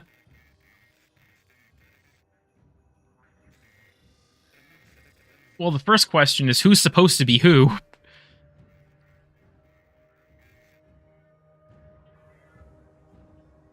I don't think it matches regardless. Alternate version of Kanzu? Yeah, it's just Kanzu from an alternate timeline. Who knows? I'm guessing Kanzu's the left one because he's holding his stick. So I'm guessing that this is Anko, and he doesn't have the, like, mole or anything, and he doesn't have the scars on his face either, but he could have had that after he was a Quill, right? What if, guys, new whack-ass Warframe lore theory that people can argue about now. What if Anko is actually just Kanzu from another timeline? My evidence for this, I made it the fuck up. But, like, what if? But, like, what if? What if? Enter the Kanzu-verse, real and true. Oh yeah, Star Days ends in a couple days. Funny moment. Valentine's Day is rapidly approaching. I would hate if this was a thing. Evidence? Dude, what if? Literally.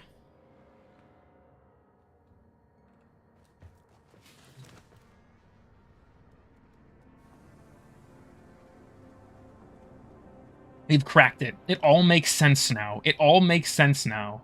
It's Kanzu in the timeline he peeped the merch. Get the faction units in one click. I feel like quests are the most important thing in the Codex. I'm not particularly bothered by having to hit this first. I got all my fragments. I don't know why I actually did all of these. I even have all of the Solaris ones. I need to listen to these again at some point, actually. Look at this. This is the Wally concept art, by the way. This is the concept art that became Wally in the Morbizone. Every stream, I always end up entering the Morbizone these days. I'll show you all. Nice and up close. Covenant isn't in constant pain. They make it themselves. That's true. They saw into a timeline where a time machine had already been invented, and then they just stole that and made their own time machine. Yeah, here's Wally. It's the Vermink concept art from the fucking Biz memory fragment. He's so fucking goofy. I love it. Vermink without the drip, dripless Vermink? What say you, Wally? What say you? This is, honestly, this should be, like, whenever I do the, like, intro and end, like, just the B-roll and weird and obscure stuff, one of them should just be this. Just the Wally Shrine. The Solaris stories seem interesting. They're kind of a pain in the ass, to be honest, but some of them are really interesting. Freeze of the Za. It's just like whenever you place a poster and you can look through all the images, you can also do ones that are part of fragment art. Oh yeah, I have to replace this. I normally use, well, I'm using the Valis Breathes right now, which I feel like they just spliced some really weird, like, photogrammetry at the bottom here. Look at that. Look at how weird the rock texture blends into the other rock texture. But regardless, this is a cool scene. It's just dirt. The Oregon haven't gotten around at this point in time to actually making it, like, hospitable. But, you know, baby steps. We'll get there. Smokefinger's story is peak fiction. Smokefinger's story is fucking boring. How do you do custom images? I have to be in actual decoration mode for this. You can't do custom images, as in, like, you can't upload an image from the internet or something, but you can pull from a list of images in-game. Like, in-game concept art and, like, fan work. So, like, my Ember body pillow, for example. This is just a poster. If you have a poster item... See, decoration, landscape. So these are displays. This is a glyph. But these are displays. And if you, I think it's you have to open it. Or no, that's a display. That's the Tennokan one. Fuck, this is an editable one. Edit decoration contents. You can pick your filter. I don't know why cross-process is on this. I guess it's just really fucked up regardless. But so you can, like, set an offset and stuff for, like, where you want the camera to be focused and all that jazz. But the important thing is... Oh, fuck. Change the scaling on the image, I guess. Anyhow, swap image. And then you have a bunch of stuff you can choose from, including, yeah, all of this fragment art. And then you have various pieces of fan art as well that are in here. Like this one of Vor with the Orican pipe. This one actually goes kind of hard. Let me see if I can find it in the codex. What a oiled up Grendel twerking. Looks like it was bought at Dollarama. Yeah, the lighting in the market makes things look really, like, weirdly wet. I don't know why. I think we can find it under Art Gallery. Is that a pun? Yeah, look at this. So we got all this really cool fan art that's made it into the game. The Ember body pillow art.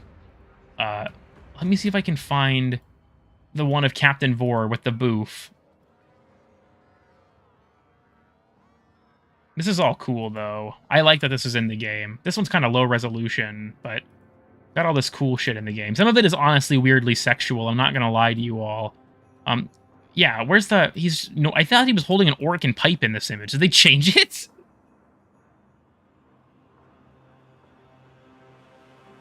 For the longest time, he had, like, an Orican pipe. Maybe I'm just misremembering. Maybe it's a different piece of Vor fan art that I'm thinking of. With all these Warframes as humans for some reason. Kind of edgy. What the fuck is this? Oh, the Sylvan Aegis concept, right. Yeah. This was also... Bursas were a fan concept. Originally, they were the Riot MOA. Yeah, this was by Liger. I think this was before he was officially with Warframe. Or they. I guess I don't know what gender Liger is.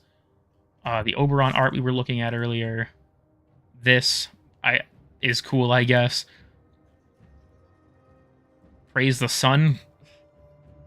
Vor fan art is better than Vor fan art. I mean, I guess I can't disagree. We got all this shit. Look at this. There's a Feral Kubro and Oberon Feyarch. That goes hard. I actually... What the fuck is this supposed to be? What does this have to do with Warframe? Who is this?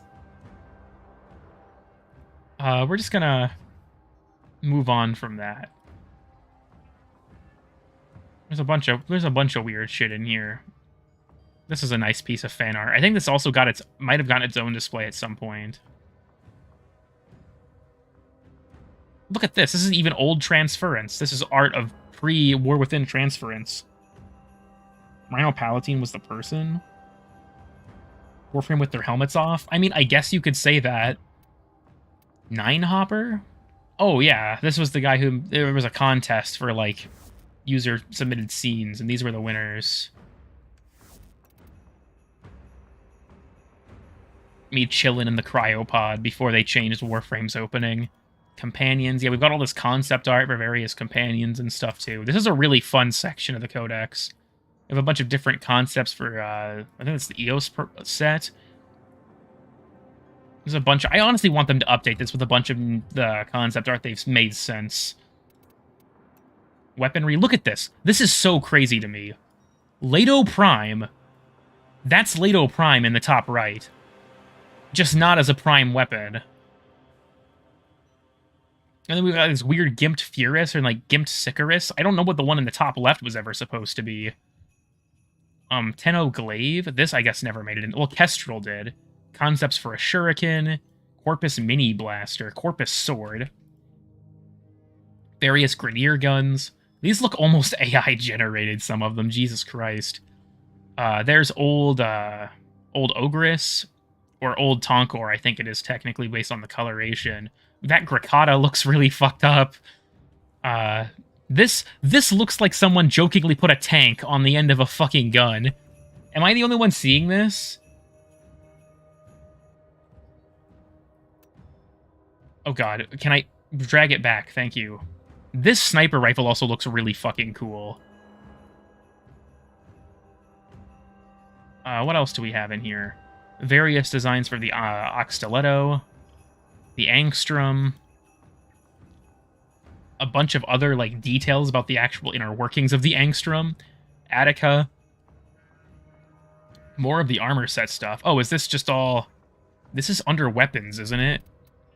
I don't know why that's under weaponry, but whatever. Jack Katag, more stuff about Jack Katag. Lex Prime, even like the mechanism too, which I love. One of my favorite parts of the gun. Nikana and Wakazashi concept. Interesting. Phage, the Taurid, and then Worm and Worm Prime and all that jazz. But yeah, I think that's really interesting. We have ships. We got the original Corpus Pillar, the Galleon. I think this ended up being repurposed into some variety of Corpus ship, but this looks really fucking weird. And then we have the old Lisette. Tenno architecture. Wait, yo!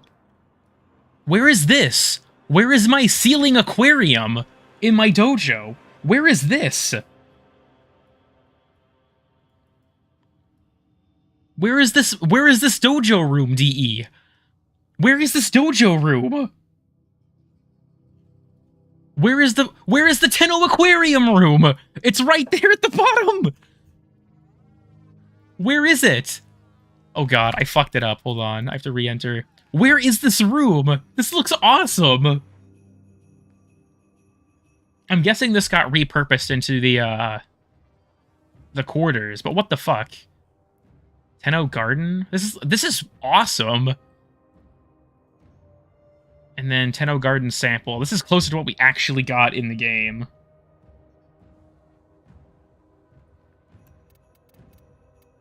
Warframes. I'm guessing this is a lot of just, like, promotional art, some concept art of the Warframes. What the fuck is up with Mirage's proportions in this image? Something's not right about that. Zephyr. Zephyr was actually also a fan concept, for those who didn't know. Locales. We have Mars. This is cool. I wish we had a tile set, or a tile on Mars that was more like this. I guess maybe this is just a perspective of an existing tile. Old Gas City. I'm pretty sure that was a room, too. Yeah, all this stuff from Old Gas City. It's honestly kind of nostalgic. I'm guessing a lot of this is Old Gas City. This is still in the game as a room in the, like, regular Corpus missions. Yep, Old Gas City room. Gas City. Gas City. Europa. More concept art for Europa. This looks really fucking, like, Star Wars-y almost. Why isn't Europa this cool in gameplay? Look at this! This would have been such a fucking wacky room if this was, like, with the rescue tile. But I'm pretty sure it's not, like, this damaged, which is kind of a bummer. Earth, I want to say? Although it's not this swampy in-game.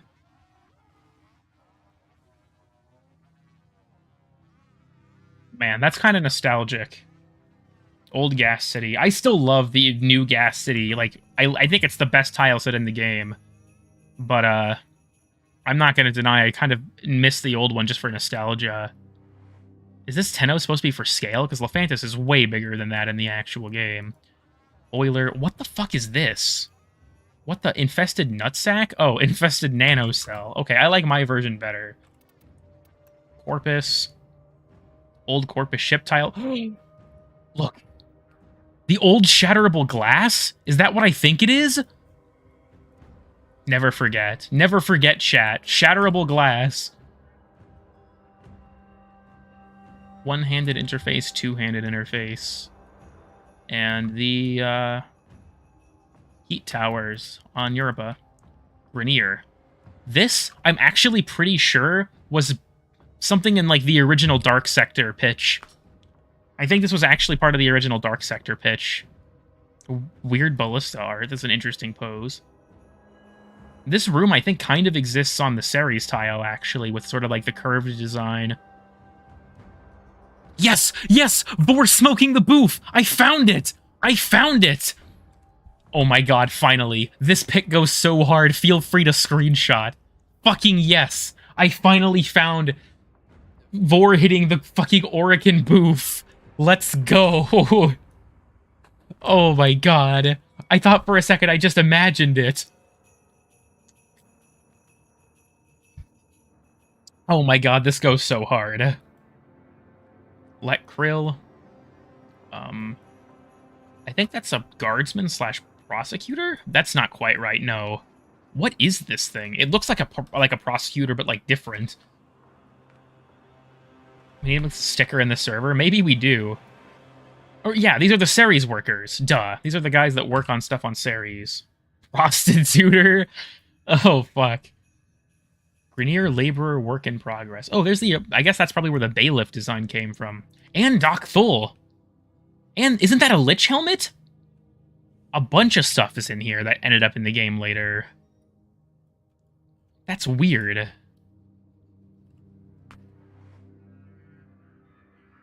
Should be in 144p, just like the rest of the stream. Yeah, we need to extract this art from the game. Look at his wide stance, too. Vor is man-spreading in this image while hitting the Orican spliff. This goes so unbelievably hard. Holy shit. My honest reaction... in your DMs from back in the day. If anyone wants to DM me on Discord for any reason, I mean, feel free, but... where is this representation for Vor in-game? Where is Vor hitting the spliff in-game? I'm pissed. I'm pissed. I wonder, Sab is still streaming, isn't he? Let me open up Twitch. I have to mute the site real quick. I think I'm going to end it soon. Yeah, Sab is still streaming. We should bother him. We should bother Sab. But we'll do that in a minute. We'll do that in a minute. Really goofy feet can't even let you wank to them? Where there's a will, there's a way, Robin Hood. Where there's a will, there's a way. That's all I'm going to say about that. Yeah, the art section of the Codex is a goldmine of interesting stuff. I really like it. Especially, I mentioned it already, but the weaponry concept art. The weaponry concept art, where we can see that Leto Prime's model was originally going to be a normal weapon. I think that's so interesting. Some of these, like Boar, Latron, Bronco, all basically made it in this form. And then, like, Furus and Sicarus here got changed. And then there's just whatever this is. Why does the emote consume my entire message? Good question. Yeah, cool section. I guess that'll probably be my end of stream rant for today. Furus just has no mag. It seems a little shorter than normal to me. Maybe it does just have no magazine. Yeah, it's definitely shorter than normal. It cuts off right in front of the mag well, like where you'd think you'd put the magazine in. Isn't that the flintlock pistol that Barrow gave out during an event? I don't think so. Are you thinking of Zylock? I mean, this isn't a flintlock pistol, but I don't think he ever gave anything like that out. That was the weird flintlock gun Barrow gave out in the concept art. I don't remember there being a weird flintlock gun that Barrow gave out at all. Aside from, like, maybe a skin. We all know that the best weapon, though, is Lex Prime. It has nice animations. Pistol skin? Suits you. Ha ha. I don't remember. I forgot.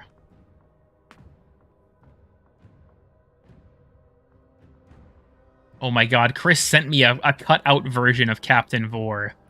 Smoking the spliff. Reinforced glass. Bottom text.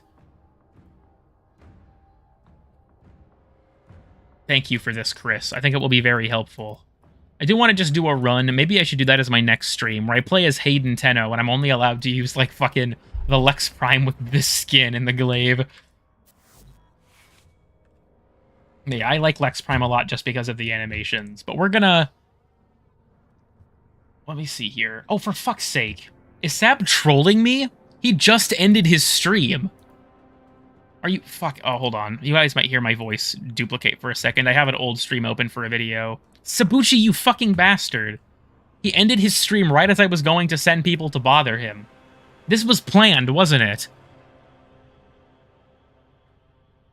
This was planned. I swear to God, there's a conspiracy against me. There's a conspiracy against me. What the fuck? It was given by the Pyrus Project rep, though. You can buy Zylock from Barrow now, if memory serves. I hope the mirror defense has reinforced glass. That'd be funny. I guess we'll just wind down. We'll have the Sparkle Dog Varuna on screen to just curse you all. Live Q&A. Hold on, let me grab some nice music. Let me grab some nice music. We're gonna just turn Warframe's music off real quick. No more. We're gonna grab some music. What's some nice chill background music? Here, I know just the thing. I know just the thing. We got this. We got the mix from Salvgard. We'll just play this. What deco or plasma that you can break with a bullet jump? That would be based.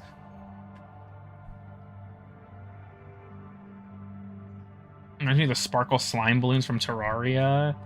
Use free AF knowing that term unironically. Blame Phoenix. Phoenix was the one who had this idea. Or rather, use that terminology.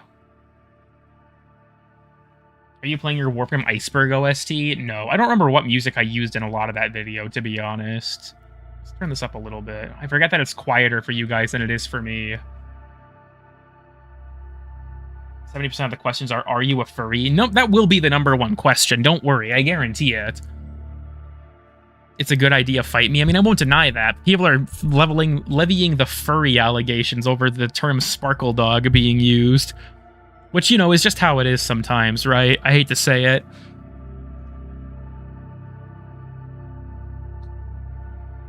Four big guys for Q&A music? I don't even know what that is, and I'm not taking the risk. I'm not taking the risk. Metroid OST? I'm honestly scared Nintendo will strike me down. It's gonna be like Shazam, but the lightning bolt just kills me instantly. I don't, like, transform into, like, a jacked dude. I transform into a skeleton. Got your Plink sister. Good job. Proud of you, Kazed. For being a furry instead of being a wife beater. Based. Honestly, this Corpus Ambient ship stuff from the Deadlock Protocol reminds me a lot of Mass Effect 2. If anyone remembers, like, the star map theme from Mass Effect 2. Really, really popular ambient music for videos. If anyone here is familiar with Carl Jobst, I'm pretty sure he uses that in every single fucking video of his. He finds a way to work that song in. The furry RP is real. There was actually a thread in staff chat called Staff Furry RP for a while as a joke. But, it's now Blahaj Nationalist, and I know that's not how you pronounce it, but I'm gonna say it that way to annoy people. What should I sell for 55 platinum? I mean, there's, like, prime sets. I don't know, you can buy up arcanes from, like, Little Duck if you have the spare rep. There's I don't know, a few things you could do. A joke thread. No members of the staff that I can think of are actually furries except for Chris. And I guess Nitro, but like Nitro's hardly active, so that one doesn't count.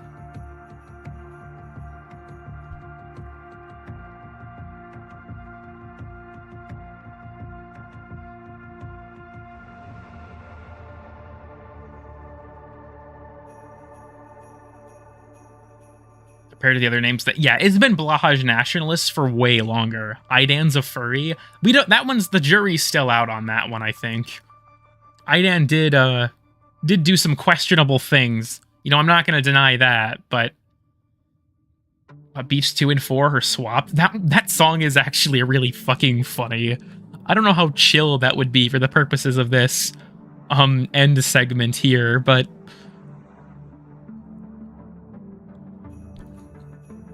I hope Sabuchi joins VC so I can yell at him for ending his stream right before I sent people to bother him. I'm devastated.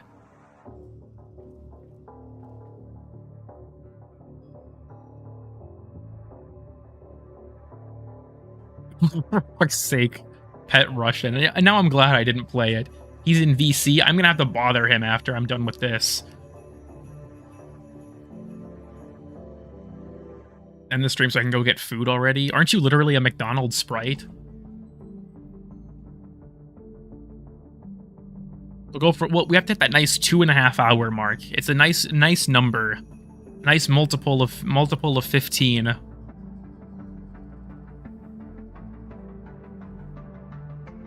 I can go piss.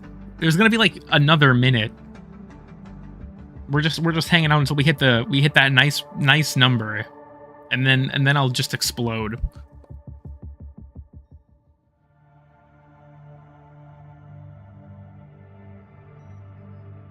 Born to Fortnite, forced to Amogus. This is deep. Hold on, right before we end the stream. There, right before we end the stream. That's the one that gets pinned next. Hanging out until my bladder explodes. Yeah. I watched the stream while pissing. Have you been pissing the entire time, HLX? This whole 2.5 hour stream? That's kind of fucked up. Yes? Damn. Okay, we've crossed the threshold. I'm going to end the stream so I can go send death threats to Sabuchi for ending his stream early. I see Swinardian is streaming the fucking twerking Among Us in the Discord again.